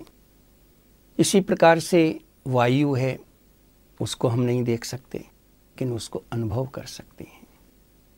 ऐसे ही एक ईश्वर की सत्ता है जो अनुभव की जा सकती है, और उसको सही तरीके से अनुभव कौन कर सकता है, उसमें भी एक चीज़ बिल्कुल स्पष्ट रूप से सामने आती है कि जब तक हमारा अंतरंग पूरा उसके पात्र नहीं होगा तब तक ये संभव नहीं है। हमारे मार्गदर्शक ने एक बार कहा है एक स्थान पर कि पात्रता के बगैर ना तो इस दुनिया में गुजारा है और ना ईश्वर के पास ही निर्वाह है। इसको अगर और तरीके से देखें तो हम ईश्वर का होना सिद्ध कर सकते हैं। चाहे हम गणित के सवाल के रूप में देखें और चाहे हम कुछ ऐसे गुणों को देखें जो ईश्वर की सत्ता को होना बताता है, जैसे नियम और व्यवस्था, सहयोग, विशालता और उद्देश्य। ये चार गुण ऐसे हैं जो ईश्वर की सत्ता को पूरी तरीके से स्पष्ट करते हैं। नियम और व्यवस्था आप चाहे सृष्टि में किसी को भी देख लीजिए, जब जन्म होता है तब छोटा होता है, धीरे धीरे उसकी वृद्धि होती है, और जब वो वृद्धावस्था में आ जाता है तब उसकी मृत्यु होती है। हमने आज तक कभी भी किसी को ऐसे नहीं देखा कि कोई बूढ़े का, वृद्ध का जन्म हुआ हो, फिर वो जवान हुआ हो और फिर वो बच्चे की उम्र में आकर मरा हो। ये चाहे वनस्पतियों में देख लीजिए आप, बीज है, अंकुरित होगा, पौधा बनेगा, बड़ा होगा, वृक्ष बनेगा और आयु पूरी करके समाप्त हो जाएगा। चाहे कीट पतंगों में देख लीजिए, चाहे जीव जंतुओं में देख लीजिए, चाहे इंसान में देख लीजिए। दूसरा नियम व्यवस्था ये है कि एक ही प्रकार के बीज से एक ही प्रकार की चीज़ पैदा होगी। अगर गेहूं का बीज है तो उससे गेहूं ही पैदा होगा, आम का बीज है तो उससे आम ही पैदा होगा, और एक ही प्रकार की प्रजाति से एक ही प्रकार की प्रजाति पैदा होगी। ये एक ऐसी नियम व्यवस्था है जो भगवान ने बना रखी है, और इसी नियम व्यवस्था के अंतर्गत एक चीज़ आती है कि जो भगवान के बनाए हुए ग्रह हैं वो अपनी परिधि में और अपनी निश्चित गति के साथ घूम रहे हैं। वैज्ञानिक ये कहते हैं कि अगर उनकी गति में जरा सा भी परिवर्तन आ जाए तो इस प्रकार का हलचल हो जाएगी कि शायद जीवन ही समाप्त हो जाए। तो ये एक नियम व्यवस्था जो भगवान ने बना रखी है वो सदियों से चली आ रही है, जब से सृष्टि जन्म होती। ये स्पष्ट रूप से प्रकट करती है कि भगवान है। दूसरा, सहयोग की नीति। हमारे शरीर के अंग ही देख लीजिए, एक दूसरे का सहयोग करते हैं। अगर हाथ ना हो तो शायद मनुष्य भोजन ना कर पाए, पाचन तंत्र ना हो तो वो शायद पचा ना पाए। शरीर के अंगों में एक आपस में सहयोग, और इसी प्रकार से प्रकृति में देख लीजिए, वनस्पतियाँ हमको ऑक्सीजन छोड़ती हैं और हम कार्बन डाइऑक्साइड छोड़ते हैं उनके लिए। उनकी पत्तियाँ खाद बनती हैं और उसके बाद वो पैदावार होती है। तो ये एक दूसरे का सहयोग। और तीसरी चीज़ आती है इसके अंदर विशालता। ये ब्रह्मांड का मतलब ही होता है बड़ा पिंड। तो ये ब्रह्मांड जिसके अंदर इतना बड़ा आकाश है, इतना बड़ा सूर्य है, इतनी बड़ी पृथ्वी है, इतने बड़े ग्रह हैं, ये ब्रह्मांड जो है ये विशालता का प्रतीक है। अभी हम अगर विज्ञान की दृष्टि से कहें तो एक ही सूर्य के बारे में नहीं जान पाए, तो सारे सूर्य के बारे में और सारी चीज़ों के बारे में जान सकने के लिए तो शायद हमको हजारों वर्ष लग जाएंगे।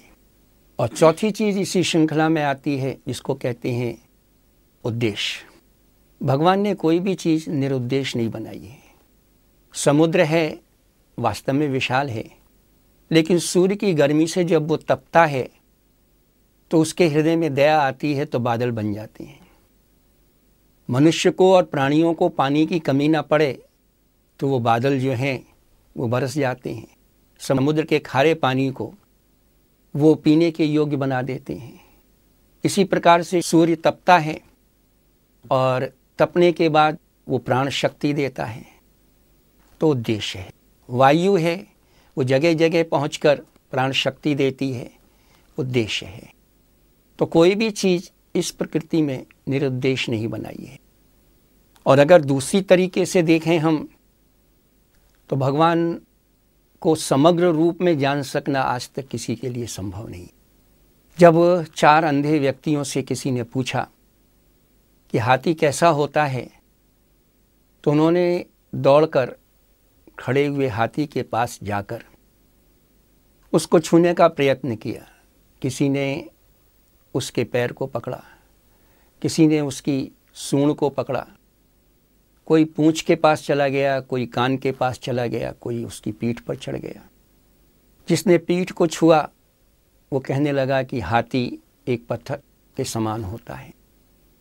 जिसने कान को छुआ वो कहने लगा हाथी एक सूप के समान होता है। किसी ने पैर को छुआ तो वो कहने लगा हाथी खंबे के समान होता है। इसी प्रकार से ईश्वर जो है वो बहुत विशाल है। उसके बारे में समग्र रूप से जान सकना किसी के लिए संभव नहीं है। इसके लिए एक चीज़ की आवश्यकता है कि हमको अपने आप को सही अर्थों में इंसान बनाना पड़ेगा, अपने अंतरंग में झांकना पड़ेगा और अंतरंग में झांककर अपनी साधना को प्रबल बनाना पड़ेगा। एक कारखाने में काम करने वाला व्यक्ति जब पूरी तल्लीनता से काम करता है तब उसको ये नहीं मालूम रहता कि उसके पास कौन गुजर गया। इसी प्रकार से जब भगवान की भक्ति में कोई व्यक्ति पूरी तरीके से मग्न हो जाता है तो उसको ये नहीं मालूम पड़ता कि उसके पास से कौन गुजर गया। लेकिन आज की इस भौतिक जगत में, जब भौतिक जगत की चकाचौंध जो बहुत ज़्यादा है, उसमें जब व्यक्ति तल्लीन हो जाते हैं तो वो वास्तव में भगवान के सही स्वरूप को समझ नहीं पाते हैं। इसके लिए एक ऐसे ज्योति की आवश्यकता पड़ती है जिसको हम अंतर जगत की ज्योति कहते हैं। उदाहरण के लिए, अगर एक व्यक्ति आँखों से अंधा है और उसके सामने सुंदर से दृश्य हैं, वो नहीं देख सकता। और उसी समय अगर एक ऐसा व्यक्ति है जो सब कुछ देख सकता है तो वो अपनी आँखों से उसी दृश्य को पूरी तरीके से देख सकता है। एक ऐसा व्यक्ति जो जन्म से स्वाद लेना नहीं जानता, वो अपना पेट तो भर लेगा लेकिन वास्तव में वो किसी भी वस्तु का स्वाद नहीं ले सकता है। इसी प्रकार से कोई ऐसा व्यक्ति जो कि खड़ा हुआ है और उसके कानों की सुनने की शक्ति नहीं है, उसके सामने कितना भी मधुर संगीत बजा दिया जाए वो सुन नहीं सकता। तो ऐसे ही ईश्वर को देखने के लिए हमको एक ऐसे नेत्र की आवश्यकता है जो पूरी तरीके से एकाग्रचित होकर उसमें लग जाएं। दूसरी तरीके से हम और कह सकते हैं, विज्ञान के उदाहरण को ले लीजिए। एक उदाहरण हम आपको बताना चाहते हैं कि एक व्यक्ति ने अपनी संपत्ति का आधा हिस्सा अपने बड़े बेटे को दिया, उसका 1/3 हिस्सा उसने दूसरे बेटे को दिया और तीसरे बेटे को उसने 100 रुपये दिए। तो प्रश्न ये आता है कि वास्तव में उसकी संपत्ति क्या थी। हम अगर इस प्रश्न का हल और तरीके से निकालते रहेंगे तो शायद सुबह से शाम हो जाएगी। लेकिन अगर इसको मानकर चलेंगे, माना उसकी संपत्ति 1 थी, उसने 1 का 1/2 भाग अपने बड़े बेटे को दिया, 1 का 1/3 भाग दूसरे बेटे को दिया, अर्थात 1/2 प्लस 1/3 ये भाग उसने दे दिए।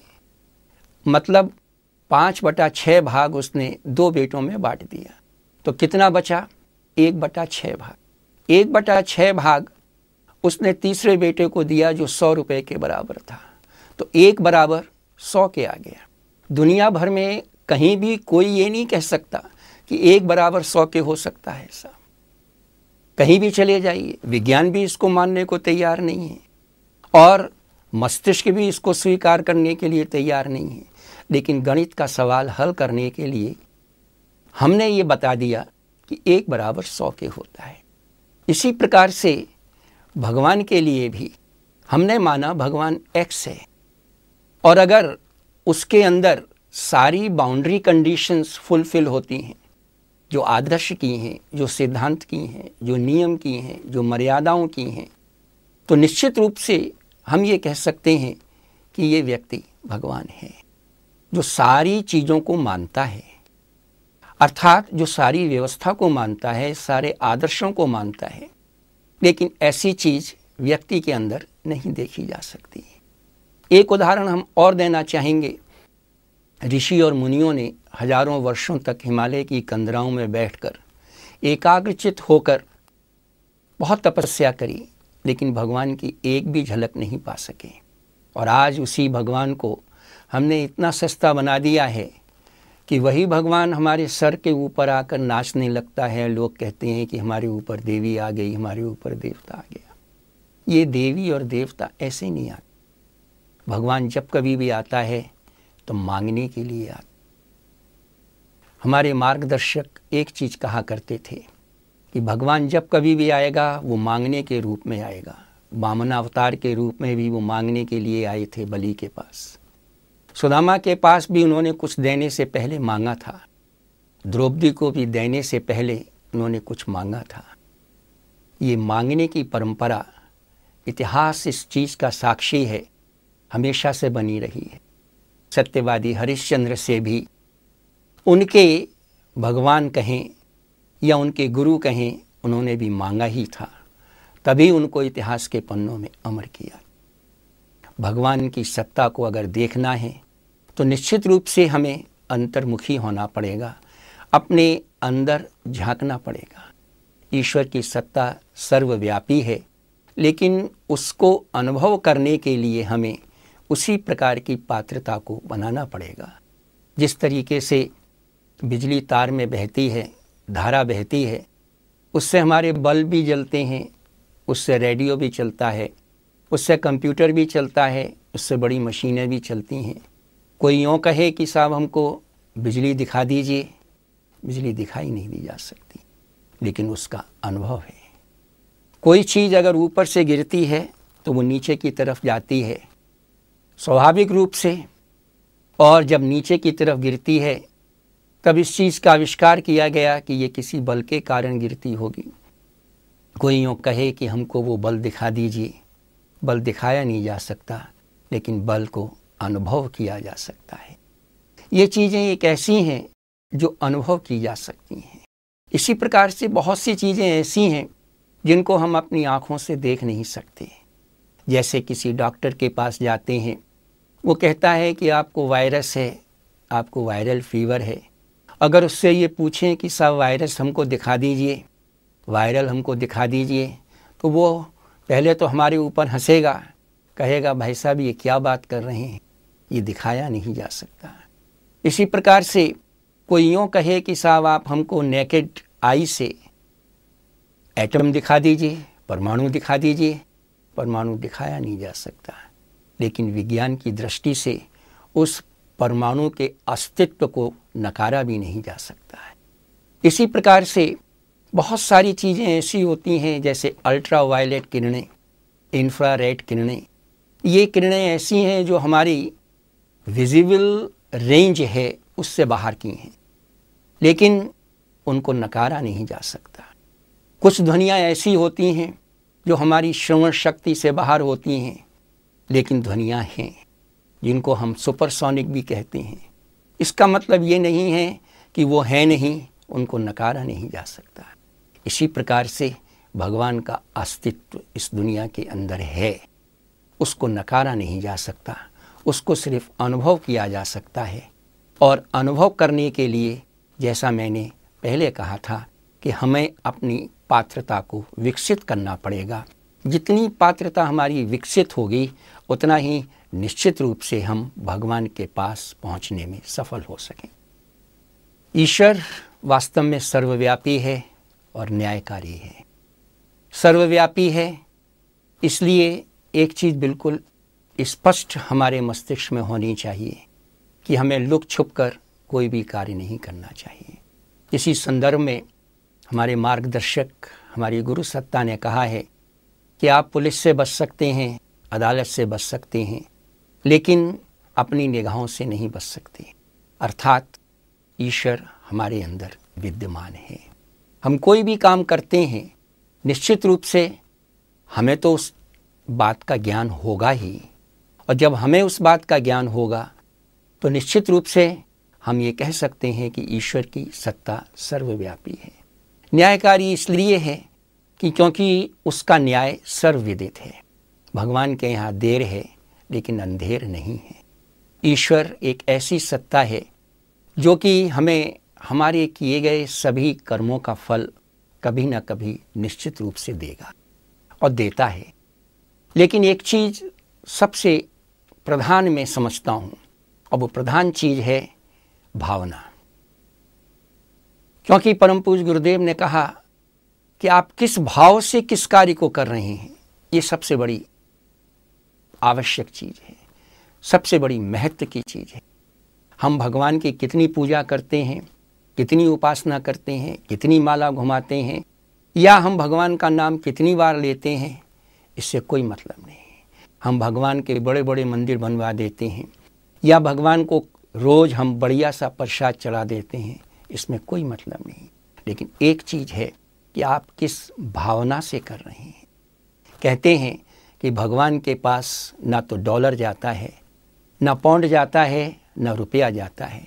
भगवान के पास सिर्फ एक ही चीज़ जाती है, जिसको कहते हैं भावना। इतिहास इस बात का साक्षी है। उसी भावना के वशीभूत होकर भगवान राम भी शबरी के पास आए थे। भगवान नहीं जानते थे कि शबरी कौन है। यहाँ पर ये इस चीज़ को सिद्ध करता है कि भगवान की सत्ता न्यायकारी भी है और भगवान की सत्ता सर्वव्यापी भी है। वो जानती है कि मुझे कहाँ जाना है। भगवान श्री कृष्ण इसी भावना के वशीभूत होकर विदुर के घर गए थे और उन्होंने दुर्योधन के भोजन का त्याग कर दिया था, क्योंकि उन्हें मालूम था कि उसकी भावना किस प्रकार की है। इसलिए भावना सबसे प्रधान कही जाती है। इसका एक और उदाहरण मैं आपको देना चाहूँगा। ये उदाहरण महाभारत के युद्ध के समय का है। कहते हैं कि जब कभी किसी को मार देते हैं तो उसको दंड दिया जाता है, और भगवान के यहाँ तो उसका बहुत कठोर दंड मिलता है। लेकिन अर्जुन ने महाभारत के युद्ध में अपने पितामह को भी मारा था, अपने गुरु को भी मारा था, अपने भाई बंधुओं को भी मारा था। लेकिन कहते हैं कि मरने के बाद अर्जुन को मोक्ष मिला था, स्वर्ग मिला था। क्या बात है! क्या भगवान का नियम और व्यवस्था यहाँ पर गलत हो गई? नहीं, भगवान की नियम और व्यवस्था यहाँ पर गलत नहीं हुई। क्यों? क्योंकि अर्जुन ने ये कार्य किस भावना के प्रेरित होकर किया था। वो भावना थी असत्य को समाप्त करके सत्य की स्थापना करना, अधर्म को समाप्त करके धर्म की स्थापना करना, अन्याय को समाप्त करके न्याय की स्थापना करना। इसलिए सबसे प्रधान चीज़ है भावना। कहते हैं जाकी रही भावना जैसी, तिन मूरत प्रभु देखें तैसी। एक को मिट्टी में भगवान नज़र आता है और एक को उसी पत्थर की मूर्ति में सिर्फ पत्थर ही नज़र आता है, उसको भगवान नज़र नहीं आता। ये भावना है। ईश्वर सर्वव्यापी भी है और न्यायकारी भी है। न्यायकारी का एक उदाहरण हमको और याद आता है, प्रहलाद का एक ऐसा उदाहरण जिसको उसके पिता ने कितने प्रकार से कष्ट दिए, लेकिन उसका विश्वास और अटूट विश्वास उस ईश्वरीय सत्ता के ऊपर था। वो सर्वव्यापी, और उस सर्वव्यापी भगवान को प्रकट करने के लिए जब उसके पिता ने कहा क्या तेरा भगवान इस खंबे के अंदर भी है, तो उसने कहा हाँ, इस खंबे के अंदर भी है, क्योंकि वो सर्वव्यापी है। न केवल खंबे के अंदर है, वो न्यायकारी भी है। और उसी भगवान ने उस खंबे से प्रकट होकर नरसिंह अवतार के रूप में उस प्रहलाद की रक्षा भी करी थी और सर्वव्यापी होने के अपने प्रमाण को सिद्ध भी किया था, न्यायकारी होने के अपने प्रमाण को भी सिद्ध किया था। हमारे मिशन का ये वाक्य जो परम पूज्य गुरुदेव ने लिखा है, ईश्वर को सर्वव्यापी और न्यायकारी मानकर उसके अनुशासन में अपने आप को चलाने का प्रयत्न करेंगे। ये अनुशासन ईश्वर का, और इसके अनुशासन में अगर मनुष्य चले तो निश्चित रूप से वो अपने व्यक्तित्व को निखार सकता है और अपनी प्रतिभा को निखार सकता है और अपने सद्गुणों को अपने अंदर धारण करके वो ऊंचाइयों तक पहुंच सकता है। ईश्वर वास्तव में शक्ति के रूप में है और वो शक्ति किसी भी रूप में आ सकती है। जिस प्रकार से हमारी बिजली की शक्ति इलेक्ट्रिकल एनर्जी, इसको हम बदल सकते हैं मैकेनिकल एनर्जी में, इसको हम बदल सकते हैं लाइट एनर्जी में, इसको हम बदल सकते हैं एटॉमिक एनर्जी में। इसी प्रकार से ईश्वर की सत्ता किसी भी शक्ति के रूप में आ सकती है। लेकिन अगर इंसान को ईश्वर बनाने की बात आए तो समग्र रूप में ये संभव नहीं है। समग्र रूप में क्यों नहीं संभव है? उदाहरण के लिए हम कहते हैं कि एक बिंदु वो होता है जिसकी ना लंबाई होती है, ना जिसकी चौड़ाई होती है, ना जिसकी कोई थिकनेस होती है, कुछ भी नहीं होता है, लेकिन ऐसा बिंदु केवल काल्पनिक ही होता है। एक रेखा वो होती है जिसकी सिर्फ लंबाई होती है लेकिन उसकी चौड़ाई नहीं होती। लेकिन कोई भी रेखा ऐसी नहीं खींच सकते जिसकी चौड़ाई नहीं होती। वो अप्रोच कर सकता है उस तरफ, लेकिन होता नहीं है।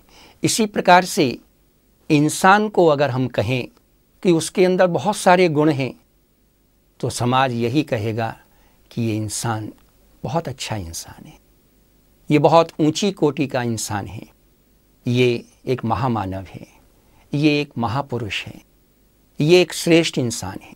उसके अंदर अगर और अच्छे गुण हो गए, बहुत ज़्यादा अच्छे गुण हो गए, तब हम उससे यही कहेंगे कि ये उससे भी श्रेष्ठ है, ये और श्रेष्ठ है। इसी तरीके से हमारे अवतारों की प्रक्रिया आती है, जिसमें राम की, कृष्ण की, बुद्ध की, ईसा की, मोहम्मद साहब की, ये सब एक ऐसे अवतारों की प्रक्रिया है जो कि साधारण इंसान से ऊंचे उठकर हैं, जिन्होंने अपने प्यार को, अपने गुणों को समाज में बांटने का प्रयास किया। लेकिन ईश्वर की सत्ता एक ऐसी सत्ता है जो सर्वगुण संपन्न है, जो ऐसी सत्ता है जिसकी तरफ अप्रोच तो किया जा सकता है, लेकिन समग्र रूप से उसको प्राप्त करना, उसको पाना संभव नहीं है। लेकिन एक चीज मैं और कहूँ, एक बार स्वामी राम तीर्थ जी से प्रश्न किया गया था, क्या आप ईश्वर को दिखा सकते हैं?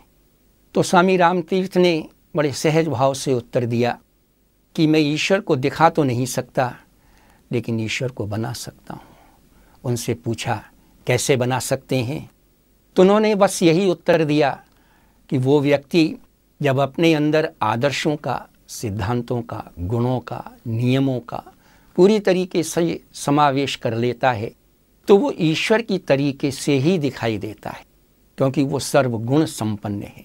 और ईश्वर को भी हम सर्वगुण संपन्न कहते हैं। ऐसी ही व्याख्या एक नहीं अनेकों ऋषियों ने करी है। लेकिन पूरे तौर पर अगर ये कहा जाए कि हमें वास्तव में ईश्वर के दर्शन करा दीजिए, तो उसके लिए सिर्फ एक ही चीज़ संभव है कि हमें अपनी पात्रता का विकास करना पड़ेगा। जितनी पात्रता बढ़ेगी उतना ही निश्चित रूप से हम ईश्वर के समीप पहुंचते हुए चले जाएंगे।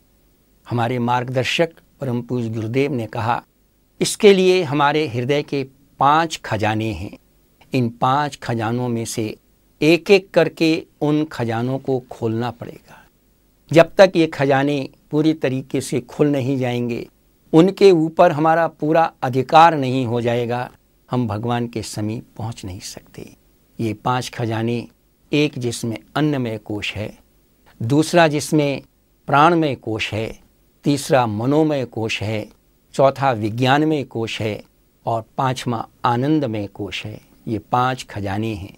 मनुष्य पहले खजाने पर ही अटक जाता है, पहला कोश ही पार नहीं कर पाता, अर्थात अपने अन्न के ऊपर ही अंकुश नहीं लगा पाता।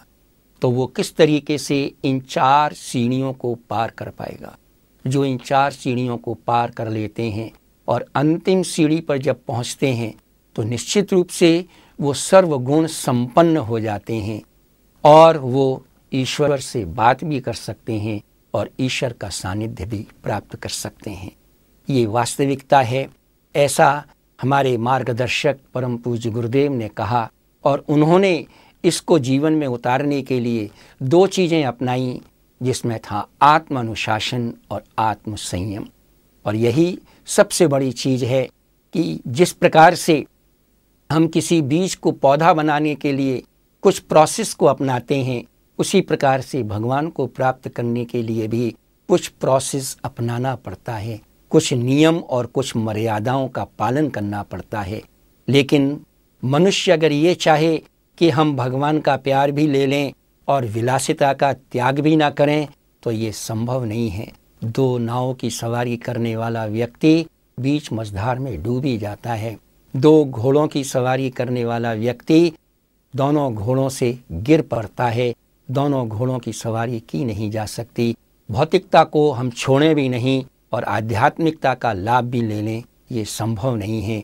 इसलिए अगर हमें सही अर्थों में भगवान को प्राप्त करना है, ईश्वर को प्राप्त करना है तो आध्यात्मिकता के मूल सिद्धांत को हमें अपने जीवन में उतारना पड़ेगा।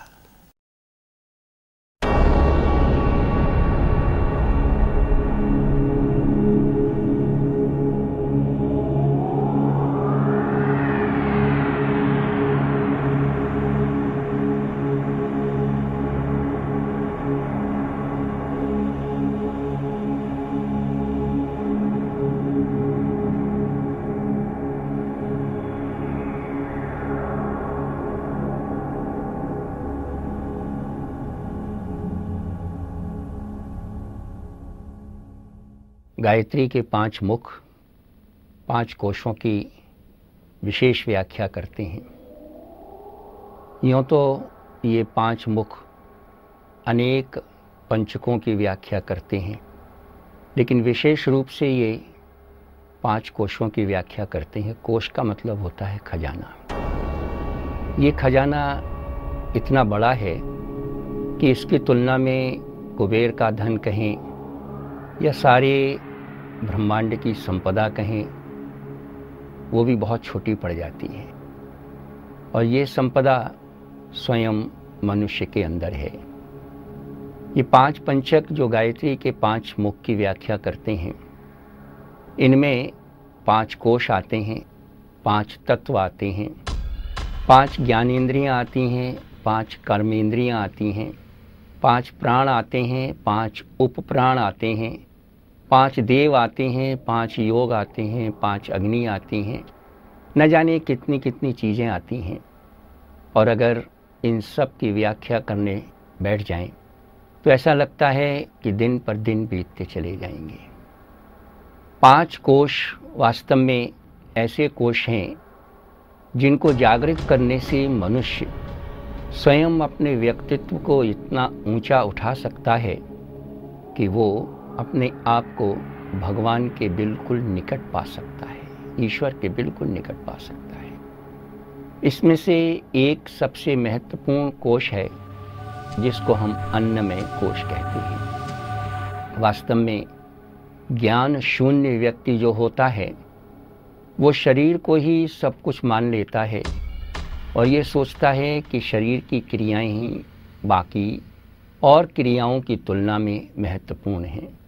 भोजन करना, सांस लेना, भोग करना, मलमूत्र का त्याग करना, सुरक्षा करना, बस यही वो सब कुछ मान लेता है। और जब वो यह सब कुछ मान लेता है तो ऐसा लगता है कि उसका मनुष्य का जीवन बिल्कुल व्यर्थ चला गया और उसने अपने आप को पशुतुल्य समझ लिया। वास्तव में ये अन्नमय कोश के अंतर्गत आता है शरीर, लेकिन हम अन्नमय कोश को ही शरीर समझ बैठे, ये बहुत बड़ी भूल है। मनुष्य का जन्म जब होता है तो उसी के साथ ये अन्नमय कोश मनुष्य के अंदर पैदा हो जाता। शरीर चला जाता है लेकिन अन्नमय कोश नहीं मरता है, क्योंकि शरीर जब चला जाता है तो वो दूसरे रूप में आ जाता है, कभी भूत के रूप में, कभी देव योनि के रूप में, कभी किसी और रूप में। और वो सारी योनियाँ जितनी भी होती हैं उनकी सभी क्रियाएं वही होती हैं जो एक शरीर की होती हैं। कहने का तात्पर्य सिर्फ एक ही है कि अन्नमय कोश के अंतर्गत ये हमारा शरीर आता है। वास्तव में 3 चीज़ें होती हैं, एक का नाम है स्थूल, एक का नाम है सूक्ष्म, एक का नाम है कारण। स्थूल के अंतर्गत आता है स्वाद। जो कुछ भी हम खाते हैं वो स्वाद हमारा किस तरीके का है, किस प्रकार का है, ये स्थूल के अंतर्गत आता है। और सूक्ष्म के अंतर्गत आता है कि उस अन्न का क्या प्रभाव पड़ा। और उसके बाद कारण के अंदर आता है कि उसके संस्कार कैसे रहे। उदाहरण के तौर पर हम अगर मांसाहार हैं तो मांस खाने में हमको स्वाद तो लगेगा, लेकिन हम ये भूल जाते हैं कि उसका सूक्ष्म जगत में क्या प्रभाव होता है और उसके संस्कार कैसे होते हैं। और यही कारण है कि प्रारंभ में मांसाहार व्यक्ति को स्वाद तो आ जाता है, लेकिन उसके बाद जब उसका प्रभाव मालूम पड़ता है और उसके संस्कार जब शरीर में उद्गत होते हैं, धीरे धीरे निकल कर आते हैं, तो वही शरीर पतन के गर्त में गिरता हुआ चला जाता है। वास्तव में जो मुख्य रस होता है वो अन्न के कारण ही होता है, और ये मुख्य रस जो हमको अन्न से मिलता है, वनस्पतियों से मिलता है और खाने वाली चीज़ों से मिलता है, वही शरीर की विभिन्न आकृतियों को पैदा करता हुआ चला जाता है। उदाहरण के तौर पर ऊंचाई, मोटाई या नाक नक्शा जो कुछ भी है वो इसी के ऊपर निर्भर करता है। मैंने अभी 4 चरण बताए जिससे कि हम अन्नमय कोश को साध सकते हैं। उसमें सबसे महत्वपूर्ण चरण आता है जिसको कहते हैं उपवास। दूसरा चरण आता है जिसको कहते हैं आसन। तीसरा चरण आता है जिसको कहते हैं तत्व शुद्धि, और चौथा चरण आता है जिसको कहते हैं तपश्चर्या। ये 4 चरण अगर मनुष्य जीवन में करने के लिए तत्पर हो जाए और इसको अपने जीवन का एक आवश्यक अंग बना ले, तो मनुष्य अन्नमय कोश को साध सकता है। सबसे पहला आता है उपवास। उपवास से क्या तात्पर्य है? उपवास से यही तात्पर्य है कि हम शरीर के अंदर के भाग को, जिससे कि हमारा रस बनता है, जिससे कि हमारा खून बनता है, जिससे कि वीर्य बनता है, उसको हम कुछ समय का अवकाश दें, कुछ समय का हम उसको उपवास दें, या कुछ समय के लिए हम उसको छुट्टी दें। क्यों, किस लिए? वो इसलिए देना पड़ता है कि अगर हम 24 घंटे या लगातार खाने की आदत डालते हैं तो जो हम खाते हैं वो उचित रूप में पच पाता है? नहीं, पच नहीं पाता है, और उसका परिणाम हमको शरीर में देखने को मिलता है। उपवास के बारे में बहुत कुछ कहा गया है, और आयुर्वेद के अंदर तो इस उपवास की बड़ी महत्ता बताई गई है। परम पूज्य गुरुदेव ने भी इस उपवास के बारे में कहा है कि गायत्री के साधक को रविवार का उपवास करना चाहिए, क्योंकि गायत्री का दिन रविवार का होता है। सूर्य की शक्ति उसके अंदर प्रवेश कर सके, इसके लिए 10 मिनट प्रातःकाल स्नान करने के बाद, अगर स्नान न कर सकें तो मुँह हाथ धोने के बाद सूर्य की किरणों में बैठकर ये भावना करें कि सूर्य की शक्ति हमारे शरीर के अंदर प्रवेश कर रही है, और ये भावना करें कि वो शक्ति हमारे रग रग के अंदर प्रभावित होती चली जा रही है। किस तरीके से उसका प्रभाव होता है ये कुछ ही दिनों में देखने को मिल सकता है। अब प्रश्न ये होता है कि उपवास किस तरीके का करना चाहिए।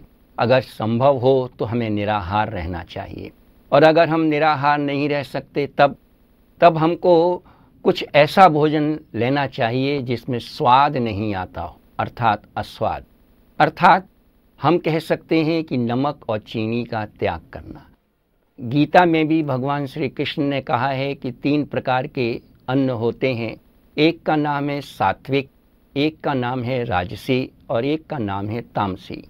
तामसी भोजन वो होता है जो कि देखने में तो अच्छा लगता है, लेकिन उसका प्रभाव हमारे शरीर पर जो पड़ता है, या उसके संस्कार जो पड़ते हैं हमारे शरीर पर, वो पतन की तरफ ले जाते हैं। भोजन कैसा करना चाहिए? भोजन हमको सात्विक करना चाहिए, जो हमारे शरीर के विभिन्न अंगों के ऊपर प्रभाव दिखा सके। हमारे ऋषियों ने बहुत सारी इस क्षेत्र में रिसर्च करी है। वैज्ञानिक अभी इस क्षेत्र में पहुँचे नहीं हैं।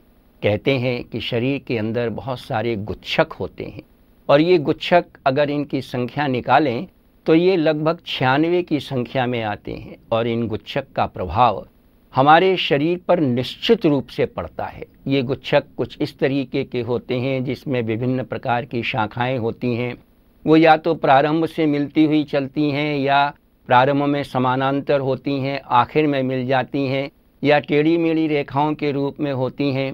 इन प्रकार के गुच्छकों को हमारे ऋषियों ने बहुत सारी रिसर्च करके बहुत सारे परिणाम में इनको निकाला है, और कहा गया है कि पूषा नक्षत्र में और पूषा प्रकार के जो गुच्छक होते हैं उनसे हमारी विशेष चीज़ निकलती है, और उसमें चंद्रिका प्रकार के जो गुच्छक होते हैं उसमें विशेष प्रकार की चीज़ होती है।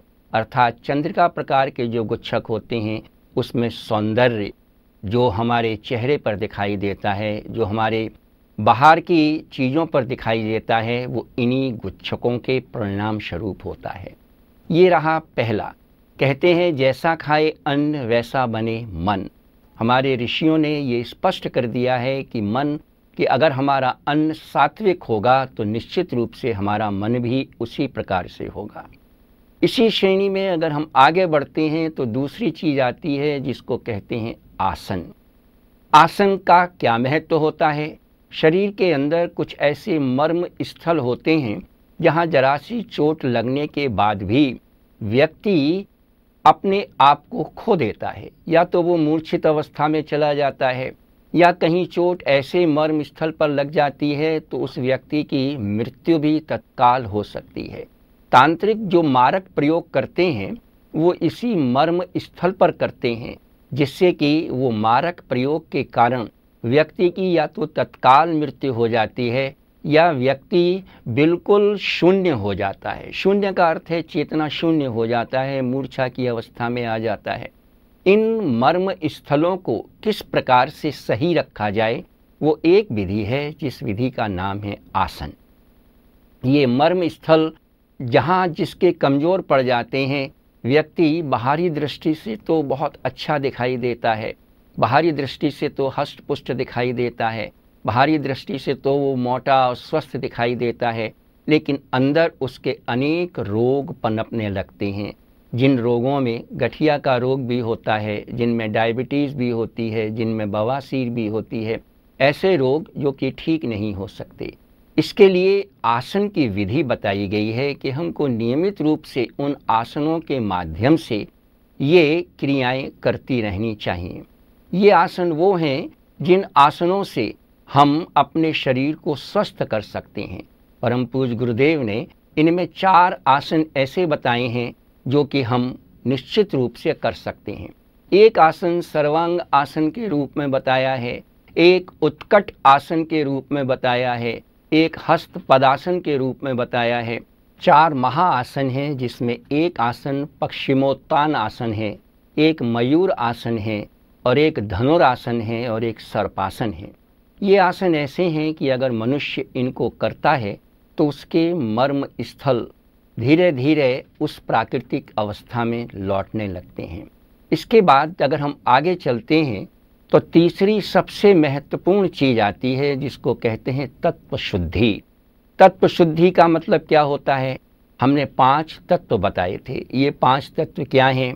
एक तत्व है जल, एक तत्व है अग्नि, एक तत्व है वायु, एक तत्व है आकाश, और एक है पृथ्वी। पृथ्वी हमारे शरीर के लिए जिम्मेदार है। जब मनुष्य अपनी जीवन लीला समाप्त कर बैठता है और उसको अग्नि क्रिया कर दी जाती है या उसको दफना दिया जाता है तो वो तत्व पृथ्वी के अंदर मिल जाता है, विलीन हो जाता है। आयुर्वेद के अंदर कहा गया है कि हम रोगों को 3 प्रकार के रोगों के रूप में बांट देते हैं। एक का नाम है वात, एक का नाम है कफ, एक का नाम है पित्त। ये 3 है। वात का अर्थ होता है वायु। जब वायु की का बैलेंस हमारे शरीर के अंदर घट बढ़ जाता है, ठीक नहीं रहता है, तो हमारा एक रोग होता है जिसको कहते हैं वात रोग।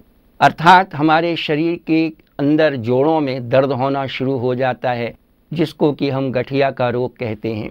दूसरा जो होता है उसको कहते हैं पित्त। पित्त का मतलब हमारे शरीर की जो अग्नि तत्व है उसके अंदर संतुलन बिगड़ जाता है, और जब संतुलन बिगड़ जाता है तो उसके कारण हमारे शरीर में, हमारी त्वचा में विभिन्न प्रकार के फोड़े निकल आते हैं, विभिन्न प्रकार की फुंसियाँ निकल आती हैं, विभिन्न प्रकार के मुहासे निकल आते हैं। क्यों? क्योंकि अग्नि तत्व का संतुलन बिगड़ गया। और तीसरा होता है कफ, अर्थात जल तत्व का हमारा संतुलन जब बिगड़ जाता है शरीर के अंदर तो ये कफ पैदा हो जाता है। इसके लिए क्या करना चाहिए? इसके लिए एक ही चीज़ है कि हम इन चीज़ों का संतुलन बना के रखें, जल तत्व का संतुलन बना के रखें। कहा जाता है कि प्रातःकाल उठने के बाद 1 गिलास पानी अवश्य पीना चाहिए, और उसके आधे घंटे बाद कोई क्रिया करनी चाहिए। पानी कैसे पिया जाए? पानी क्या जल्दी जल्दी पिया जाए? नहीं, धीरे धीरे पानी को पीना चाहिए, और उसमें ये भावना करनी चाहिए कि हम प्राण तत्व को अपने शरीर के अंदर प्रवेश करा रहे हैं, और ये प्राण तत्व हमारे रग रग के अंदर प्रवेश कर रहा है, हमारे कण कण के अंदर प्रवेश कर रहा है। इसी प्रकार से वायु तत्व को अगर हम ठीक प्रकार से प्राणायाम के माध्यम से लेने का प्रयास करें, प्राण शक्ति को खींचने का प्रयास करें, तो हम वात रोग को बिल्कुल ठीक कर सकते हैं।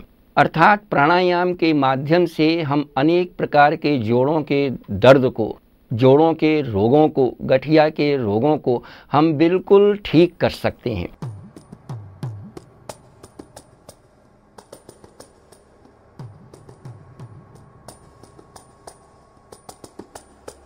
अग्नि का अर्थ होता है कि हम सर्दी, गर्मी, बरसात इन सब के अंदर अपने शरीर के तापमान को अगर बनाकर रखते हैं, अर्थात कहने का तात्पर्य यही है कि इन तीन तत्वों का संतुलन अगर हमारे शरीर के अंदर बना रहता है तो निश्चित रूप से हमारे शरीर का विकास, अर्थात शरीर की ऊंचाई, शरीर की मोटाई और शरीर का स्वास्थ्य इन्हीं तत्वों के ऊपर निर्भर करता है।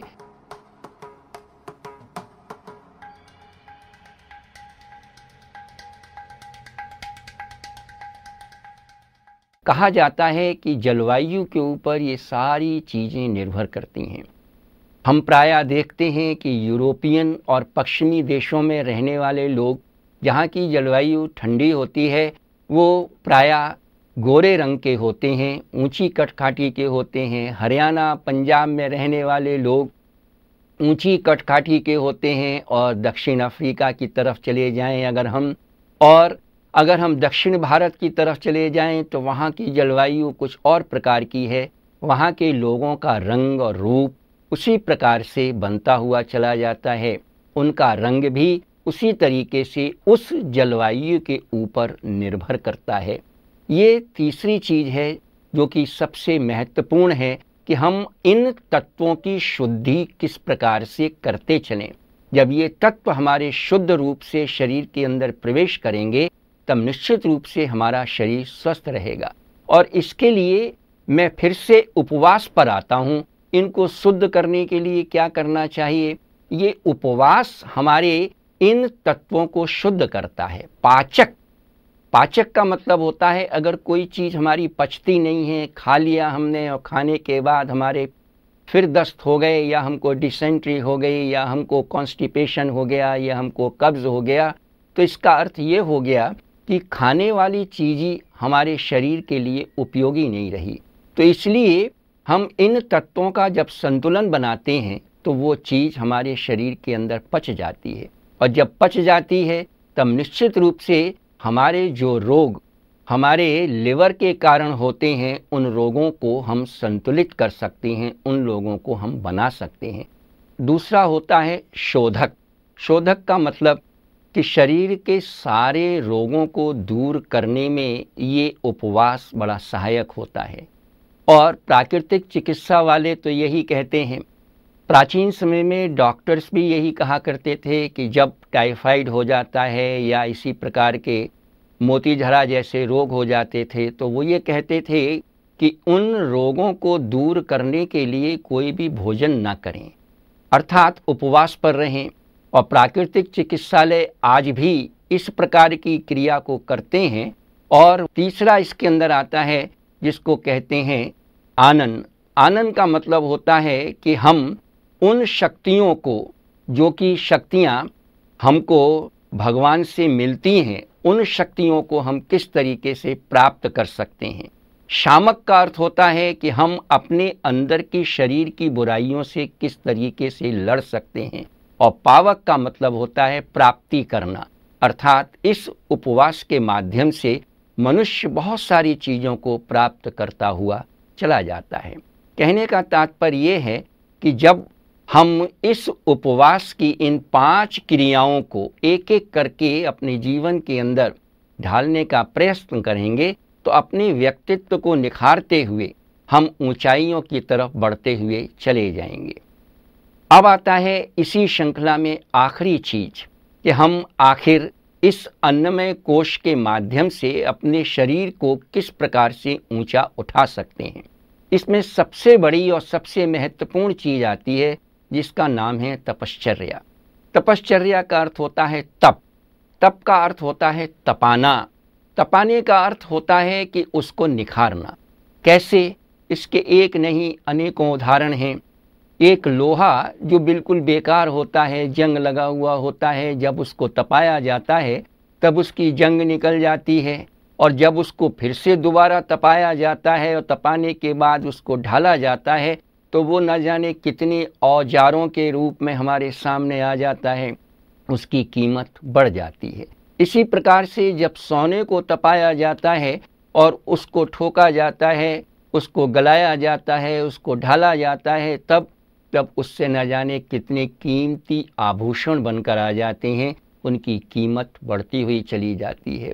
इसी प्रकार से अगर हम हीरे को देखें तो हीरे को निखारने के लिए और हीरे की चमक को लाने के लिए उसको तपाया जाता है। और अगर हम दूसरी तरफ देखें तो एक कच्ची ईंट होती है जो मिट्टी से बनाई जाती है, अगर उसका मकान बना लिया जाए तब बरसात के अंदर और मूसलाधार बारिश के अंदर वो मकान ढह जाएगा, मिट्टी जो है वो धीरे धीरे करके बहती चली जाएगी। लेकिन अगर उसी कच्ची ईंट को पका लिया जाए तब, और पकाई हुई ईंट से जब मकान बनाया जाए तब निश्चित रूप से उस पकाई हुई ईंट से जो मकान बनता है वो बहुत स्थायी होता है। अर्थात हम तप के माध्यम से अपने संस्कारों को स्थायी कर सकते हैं, तप के माध्यम से अपने गुणों को स्थायी कर सकते हैं। इतिहास इस बात का साक्षी है कि इसी तप के माध्यम से ध्रुव ने भगवान को प्राप्त किया था, इसी तप के माध्यम से प्रहलाद ने अपने आप को ईश्वर के समीप पाया था, और इसी तप के माध्यम से पार्वती ने शंकर का वर्ण किया था। ये तप का अर्थ होता है कि हम अपने जीवन के अंदर कुछ अनुशासन और कुछ संयम का पालन करें। जो ये अनुशासन और संयम का पालन मनुष्य अपने जीवन के अंदर करता है वो एक बहुत बड़ा तप करता है, और उसी तप के माध्यम से उसका व्यक्तित्व निखरता हुआ चला जाता है। अर्थात अन्नमय कोश को साधने के लिए जो हमने ये 4 सीढ़ियाँ आपके सामने प्रस्तुत करी, इन 4 सीढ़ियों को अगर हम एक एक करके अपने जीवन में करने का प्रयास करें तो अन्नमय कोश हमारा सधता हुआ चला जाता है। आज भी बहुत बड़े दार्शनिक, बहुत बड़े वैज्ञानिक और बहुत बड़े संत ये कहते हुए सुने जाते हैं कि अन्न तो हमको अपनी ईमानदारी की कमाई का, अपनी प्रामाणिक कमाई का ही खाना चाहिए। क्यों? क्योंकि उसी अन्न से हमारे सारे कोश, हमारी सारी ग्रंथियाँ, हमारे सारे चिंतन, ये सारी चीज़ें बनती हुई चली जाती हैं। तपश्चर्या जब हम करें तो उस तपश्चर्या के अंदर एक सबसे महत्वपूर्ण चीज़ आती है कि हम स्वाध्याय, चिंतन और मनन, इन 3 चीज़ों का सहारा लें। स्वाध्याय का अर्थ क्या होता है? स्वाध्याय का अर्थ ये होता है कि हम पढ़ें थोड़ा, लेकिन उसके बाद उसका चिंतन, और चिंतन के बाद उस पर आचरण करने का एक संकल्प लेकर उस पर चलने के लिए कृतबद्ध हों, तो निश्चित रूप से उसका परिणाम निकल कर आता है। यों तो एक पठन और पाठन भी होता है, एक अध्ययन भी होता है। पठन और पाठन वो होता है जो कि हम उपन्यास पढ़ते हैं, कहानियाँ पढ़ते हैं, 1 घंटे के अंदर ख़त्म कर डालते हैं। पठन और पाठन के बाद अध्ययन आता है। अध्ययन वो होता है जो कि विद्यार्थी पढ़ते हैं। पढ़ने के बाद जो महत्वपूर्ण चीज़ें होती हैं, उन महत्वपूर्ण चीज़ों को वो अंडरलाइन कर लेते हैं, जिससे कि परीक्षा के दिनों में सब कुछ ना पढ़ा जाए। जो महत्व की चीज़ें हैं, जो महत्वपूर्ण चीज़ें हैं जिनको हमने अंडरलाइन किया है, उनको हम फिर से याद कर सकें। लेकिन स्वाध्याय सबसे महत्वपूर्ण चीज़ है। अर्थात पढ़ें थोड़ा, एक वाक्य ही पढ़ें, उस पर चिंतन करें, गहन चिंतन करें, और गहन चिंतन के बाद अगर हम ये समझते हैं कि वो चीज़ उपयोगी है, वो चीज़ सही है, तो वो चीज़ हमारे जीवन में और हमारे आचरण में उतरनी चाहिए। जब वो चीज़ उतर जाती है हमारे आचरण में, तो हम इन 3 सीढ़ियों को जो पहले बताई गई हैं, अर्थात उपवास 1, आसन 2 और तत्व शुद्धि 3, अर्थात इन तीनों को अपने जीवन में उतार सकते हैं। दूसरे शब्दों में यूँ कहा जाए कि तपश्चर्या वो है जो इन 3 चीज़ों को प्रैक्टिकल रूप देती है, व्यवहारिक रूप देती है। और जब मनुष्य इस व्यवहारिक रूप में इन 3 चीज़ों को अपने अंदर उतार लेता है तो अन्नमय कोश की चारों सीढ़ियाँ एक एक करके पार कर लेता है और वो अपनी इस तपश्चर्या में सफल होकर अन्नमय कोश के खजाने को खोलने में समर्थ हो जाता है। अर्थात क्या खाएं, क्यों खाएं, कैसे खाएं, इस पर उसका चिंतन चलता है और वो सिर्फ वही खाता है जो कि उसके लिए उपयोगी होता है। महापुरुष तो यही कहा करते थे कि बिना कड़ी भूख लगे हमें खाने की आदत नहीं डालनी चाहिए। हमारे परम पूज्य गुरुदेव ने इसको दूसरे शब्दों में कहा है, जिन्हें लंबी जिंदगी जीनी है वो बगैर कड़ी भूख लगे खाने की कोई भी आदत न डालें। अर्थात हम थोड़े थोड़े समय के बाद खाने की आदत डालते हैं, उससे हमारा ये अन्नमय कोश गड़बड़ा जाता है। जब पहला ही कोश हमारा गड़बड़ा जाएगा तब हम आगे की सीढ़ी किस प्रकार से चढ़ पाएंगे। जब पहली ही कक्षा में हम असफल हो जाएंगे तब हम आगे की कक्षाओं के बारे में किस तरीके से सोच सकते हैं। गायत्री के 5 कोशों में सबसे महत्वपूर्ण कोश ये हमारा अन्नमय कोश आता है और यही अन्नमय कोश इसलिए सबसे ज़्यादा महत्वपूर्ण है कि जब कभी भी कोई महत्वपूर्ण कार्य होता है तब इस अन्नमय कोश के कारण ही मनुष्य या तो ऊंचा उठता है या पतन के गर्त में गिरता हुआ चला जाता है। उदाहरण के तौर पर हमारे पर्व और त्योहार जितने भी आते हैं उन पर्व और त्योहारों में इसी अन्नमय कोश की साधना में एक महत्वपूर्ण अंग अपनाया जाता है जिसको कहते हैं उपवास। करवा चौथ का जब व्रत आता है तब पत्नी उपवास करती है। उसके पीछे क्या तात्पर्य है? बस यही है कि करवा चौथ जिन नक्षत्रों में पड़ती है, जिन ग्रहों में पड़ती है, जैसे वातावरण में पड़ती है, उनमें पति और पत्नी का प्रेम आपस में बढ़ता हुआ चला जाता है। और इसीलिए हमारे ऋषियों ने भारतीय संस्कृति के पर्व और त्योहारों को उपवास के साथ जोड़ा है। कन्यादान से पहले कन्या के माता पिता भी उपवास रखते हैं। उसके पीछे भी यही भावना है कि हम शुद्ध मन से और पूरे सात्विक मन से कन्या का दान करें, कन्या को वर के हाथों में सौंपें। ये सब कुछ वैसे ही नहीं है, इनके पीछे कुछ दर्शन है, इनके पीछे कुछ विज्ञान है। और इसीलिए कहते हैं कि जैसा खाए अन्न वैसा मने मन। अगर हमें मन को साधना है अर्थात अगली सीढ़ी पर चढ़ना है तो हमको सबसे पहले अन्नमय कोश की साधना करनी पड़ेगी, जो सबसे महत्वपूर्ण और सबसे आवश्यक है। अगर हम इस सीढ़ी में सफल हो गए तो निश्चित रूप से आगे आने वाली सीढ़ियाँ इससे सहज बन जाती हैं, इससे आसान बन जाती हैं।